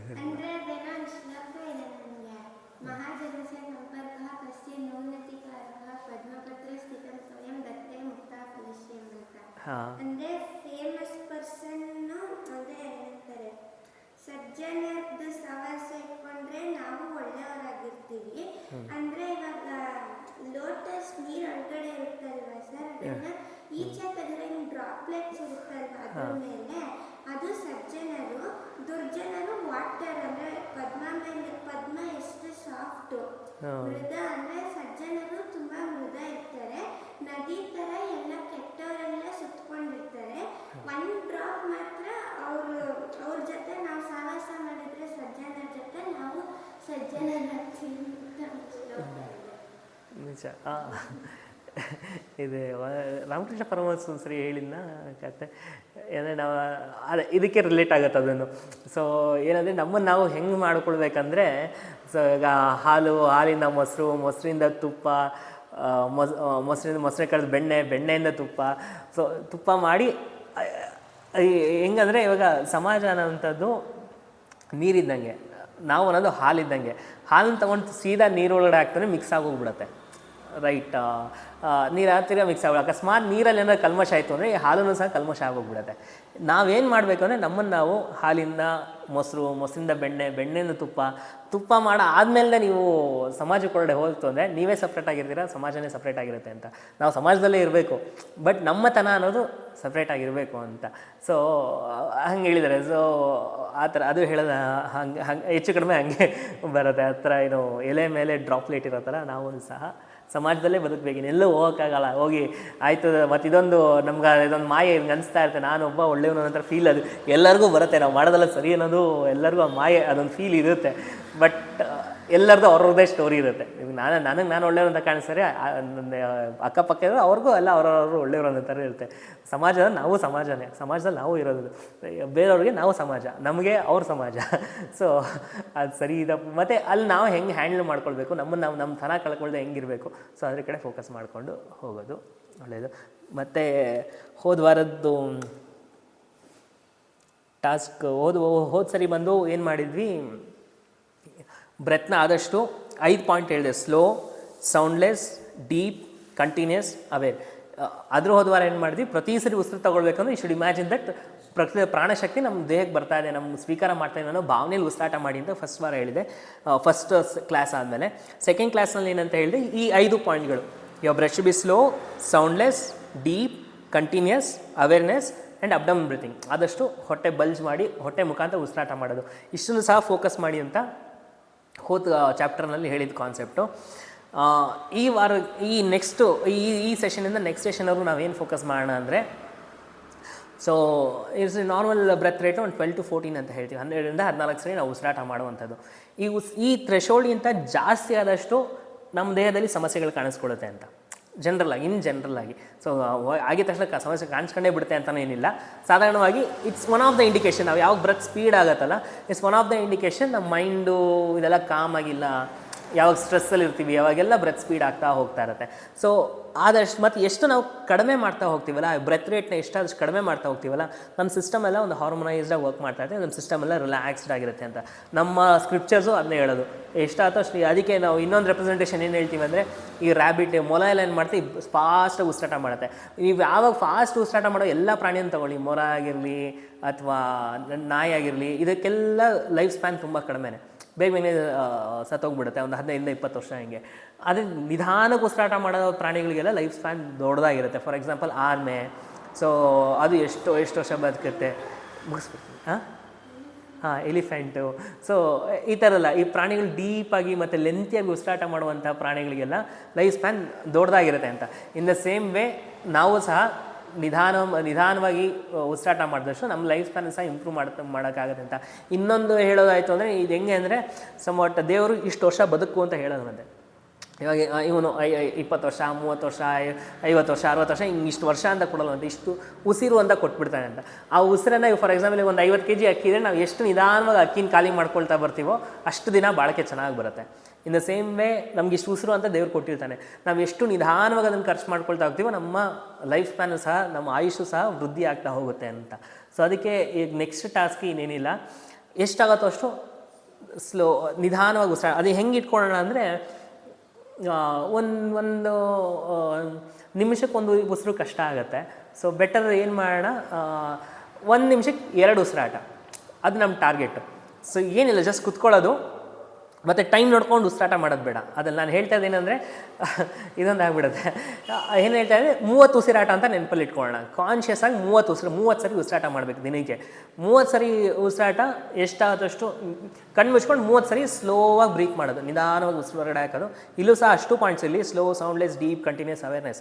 ಇಷ್ಟು ನೆನಪಿಟ್ಕೊಂಡು ಒಂದು ಉಸಿರು ತೊಗೊಂಡು ಒಂದು ಬಿಟ್ಟರೆ 1 ಕೌಂಟ್ ಅಂತ, ಒಟ್ಟು ಆ ಥರ 30 ಉಸಿರಾಟ ಮಾಡಬೇಕು. ಈ 30 ಉಸಿರಾಟ 15 ನಿಮಿಷಕ್ಕಿಂತ ಜಾಸ್ತಿ ಸಮಯ ತೊಗೊಳ್ಳೋದಕ್ಕೆ ಪ್ರಯತ್ನ ಮಾಡಿ. ಈ 30 ಉಸಿರಾಟ ತುಂಬ ಬೇಗನೆ 5 ನಿಮಿಷಕ್ಕೆಲ್ಲ ಮುಗೀತು ಅಂದರೆ ಡೇ ಬೈ ಡೇ ಸಾಧನೆ ಮಾಡಿಕೊಂಡು ಒಂದು 10 ನಿಮಿಷಕ್ಕೆ 12 ನಿಮಿಷಕ್ಕೆ ಮಾಡ್ಬೋದು, ಈಸಿಯಾಗಿ ಮಾಡ್ಬೋದು. ಸೊ ಇದೇನು ತುಂಬ ಕಷ್ಟದೇನಿಲ್ಲ. 1 ನಿಮಿಷಕ್ಕೆ 2 ಉಸಿರಾಟ ಅಂದರೆ ಇನ್ಹಲೇಷನ್ಗೆ 15 ಸೆಕೆಂಡು, ಎಕ್ಸಲೇಷನ್ಗೆ 15 ಸೆಕೆಂಡು, ಅಂದರೆ 30 ಸೆಕೆಂಡಿಗೆ 1 ಉಸಿರಾಟ ಆಗುತ್ತೆ. 1 ನಿಮಿಷಕ್ಕೆ 2 ಉಸಿರಾಟ. ಹೀಗೆ ಲೆಕ್ಕ ತೊಗೊಂಡು ಒಟ್ಟು 30 ಬ್ರೆತ್ ಮಾಡಿದ್ರೆ 15 ನಿಮಿಷಕ್ಕೆ ಮುಗಿಸೋದಕ್ಕೆ 15 ನಿಮಿಷ ಡೈಲಿ ಒಂದು 15 ನಿಮಿಷ ಇದನ್ನು ಮಾಡಿದ ಕಡೆ ಫೋಕಸ್ ಮಾಡಿ. ಆ್ಯಕ್ಚುಲಿ ನಾನು ಮಾಡಿ ಸಿಕ್ಕಾಬಿಡೆ ಬೆನಿಫಿಟ್ಸ್ ಅಂದರೆ ಈ ಕಾನ್ಷಿಯಸ್ಸಾಗಿ ಒಂದು ಸ್ವಲ್ಪ ನೀವು ಒಂದು ಡೀಪ್ ಬ್ರೆತ್ ಮಾಡಿರ್ತೀರಲ್ಲ, ಆಮೇಲೆ ನಾವು ಸುಮ್ಮನೆ ಇದ್ರೂ ಸಹ ಡೀಪ್ ಬ್ರೆತ್ತೇ ನಡೆಯೋಕ್ಕೆ ಶುರು ಆಗುತ್ತೆ. ಅದೇ ದಿನೇ ಅಭ್ಯಾಸ ಮಾಡ್ತಾ ಈ ಡಿಫ್ರೆನ್ಸ್ ಗೊತ್ತಾಗುತ್ತೆ. ಬಟ್ 1-2 ದಿನಕ್ಕೆ ಗೊತ್ತಾಗಲ್ಲ, ನಿರಂತರ ಸಾಧನೆ ಡೈಲಿ ಪ್ರಾಕ್ಟೀಸ್ ಮಾಡ್ತಾ ನಮಗೆ ಅದು ಡಿಫ್ರೆನ್ಸ್ ಗೊತ್ತಾಗ್ತಾ ಹೋಗುತ್ತೆ. ಸೊ ನೆಕ್ಸ್ಟ್ ಕ್ಲಾಸ್ ಬರೋವರೆಗೂ just work on this aspect. ಆದಷ್ಟು ನಿಧಾನವಾಗಿ ಉಸಿರಾಟ ಮಾಡೋದು, ಒಂದು 30 ಸರಿ ದಿನಕ್ಕೆ ಸ್ಲೋ ಬ್ರೀತಿಂಗ್ ಮಾಡೋದು ಒಂಚೂರು ಅಡ್ಯಾಪ್ಟ್ ಮಾಡ್ಕೊಳ್ಳೋಕೆ ಪ್ರಯತ್ನ ಮಾಡಿ. ಸೊ ಇಷ್ಟು ಮಾಡ್ಬೋದಾ? Okay sir. ಹಾಂ, ಈಗ ಪತಂಜಲಿ ಹೊಸದು ತಸ್ಮಿನ್ ಸತಿ ಶ್ವಾಸ ಪ್ರಶ್ವಾಸಯೋರ್ ಗತಿ ವಿಚ್ಛೇದ ಪ್ರಾಣಾಯಾಮ ಅಂತ ಹೇಳ್ತೀವಿ. ಮೇನ್ ಪ್ರಾಣಾಯಾಮ ಬೇಸ್ ನಿಂತ್ಕೊಳ್ತೀವಿ. ಶ್ವಾಸ ಅಂದರೆ ಉಸಿರು ತಗೊಳ್ಳೋದು, ಪ್ರಶ್ವಾಸ ಅಂದರೆ ಉಸಿರು ಬಿಡೋದು, ಗತಿ ಅಂದರೆ ಸ್ಪೀಡ್ ಅಂತ ಅರ್ಥ ಬರುತ್ತೆ, ವಿಚ್ಛೇದ ಅಂದರೆ ಸ್ಟಾಪ್ ಮಾಡೋದು ಅಥವಾ ಹಿಗ್ಸೋದು, ಲೆಂತನ್ ಮಾಡೋದು, ಇದೇ ಅರ್ಥ ಬರುತ್ತೆ. ತಸ್ಮಿನ್ ಸತಿ ಶ್ವಾಸ ಪ್ರಶ್ವಾಸಯೋರ್ ಗತಿ ವಿಚ್ಛೇದ ಪ್ರಾಣಾಯಾಮ, ಇದೇ ಬೇಸಿಕ್ ಪ್ರಾಣಾಯಾಮ. ಇದಕ್ಕೆ ನಾವು ಮಿಕ್ಕಿದೆಲ್ಲ ಒಂದೊಂದಾಗಿ ಮಾಡ್ಕೊಳ್ತಾ ಹೋಗ್ತಾ ಇರ್ತೀವಿ. ಸೊ ಇನ್ನೊಂದು ಹೇಳೋದಂದರೆ ಗತಿ ವಿಚ್ಛೇದ ಅಂದರೆ ಸ್ಪೀಡೇ ಸ್ಟಾಪ್ ಮಾಡಬೇಕು ಅಂತ ಹೇಳೋವಂಥದ್ದು. ಬಟ್ ಅದು ಸ್ಟಾಪ್ ಮಾಡೋದು ವೆರಿ ಹೈಯರ್ ಲೆವೆಲ್ ಕಾನ್ಸೆಪ್ಟ್ ಅಂತ ಹೇಳಿದ್ನಲ್ಲ. ಸಮಾಧಿ ಸ್ಥಿತಿ ಮತ್ತು ಈಗ ಎರಡು ಅದು ಕುಂಡಲಿನಲ್ಲಿ ಎಕ್ಸ್ಪ್ಲೇನ್ ಮಾಡ್ತಾ ಹೇಳಿದ ಚಂದ್ರನಾಡಿ ಸೂರ್ಯನಾಡಿ ಎರಡು ಬ್ಯಾಲೆನ್ಸ್ ಆದಾಗ ಸುಷುಮ್ನ ಆ್ಯಕ್ಟಿವೇಟ್ ಆಗುತ್ತೆ. ಸುಷುಮ್ನ ನಾಡಿ ಆ್ಯಕ್ಟಿವೇಟ್ ಆದಾಗ ನಾವು ನಾರ್ಮಲ್ ಫಿಸಿಕಲಿ ಬ್ರೆತ್ ಮಾಡಲ್ಲ, ಸೀದಾ ಕಾಸ್ಮೋಸಿಂದನೇ ಎನರ್ಜಿ ತೊಗೊಳ್ಳೋದೆ ಅಂತ. ಅದು ಪ್ರಾಣಾಯಾಮದ್ದು ಫೈನಲ್ ಗೋಲ್. ಅಂದರೆ ನಾವು ಉಸಿರಾಟನೇ ಫುಲ್ ನಿಲ್ಲಿಸ್ಬಿಟ್ಟು ಬರೀ ಸುಷುಮ್ನಿಂದ ಸೀದಾ ಎನರ್ಜಿ ತೊಗೊಳುವಂಥದ್ದು, ಆ ಮಟ್ಟಕ್ಕೆ ತಲುಪಬೇಕು ಅಂತ. ಬಟ್ ಅದೆಲ್ಲ ಆ ಮಟ್ಟಕ್ಕೆ ತಲುಪೋದಕ್ಕೆಲ್ಲ ತುಂಬ ಸಮಯ ಇದೆ. ಅದಕ್ಕೆ ಅದೊಂದು ಸ್ವಲ್ಪ ನಾವು ಸಿಂಪ್ಲಿಫೈ ಮಾಡಿಕೊಂಡು ನಿಧಾನಕ್ಕೆ ಉಸಿರಾಟ ಮಾಡೋದಕ್ಕೆ ಫೋಕಸ್ ಮಾಡೋಣ. ಸೊ ಇಷ್ಟು. ಓಕೆ, ಸೊ ಎನಿ ಡೌಟ್ಸ್ ಏನಾದರೂ? ಸೊ ಕ್ಲಾಸ್ ಮಾಡೋಣ. ಸೊ ಅದು ಈ ಸೀರೀಸ್ಗೆ ಯಾವುದೂ ಫೀಸ್ ಎಲ್ಲ ಏನೂ ಫಿಕ್ಸ್ ಮಾಡಿಲ್ಲ. ಸೊ ಇಫ್ ಯಾರಾದರೂ ಡೊನೇಟ್ ಮಾಡೋಕ್ಕೆ, ಸಂಸ್ಥೆ ಕೆಲಸಗಳಿಗೆ ಡೊನೇಟ್ ಮಾಡೋಕ್ಕೆ ಇಷ್ಟ ಇರೋರು, so you can donate to us. Okay, so ಮುಗಿಸೋಣ. Will just conclude the session. So 1 ಓಂಕಾರ ಆ್ಯಂಡ್ 3 ಶಾಂತೀಸ್. You can sit in any comfortable position. Adapt. ನಮಸ್ಕಾರ. ಇನ್ಹೇಲ್.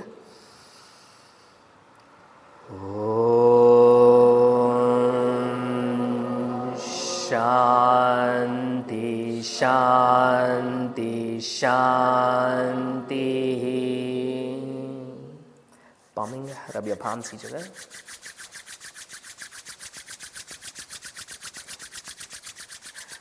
ಹಸ್ತಗಳಿಗೆ ಬಟ್ಟಲಿನ ಆಕಾರ ಕೊಡಿ. ಕಣ್ಣುಗಳ ಮೇಲಿಡಿ.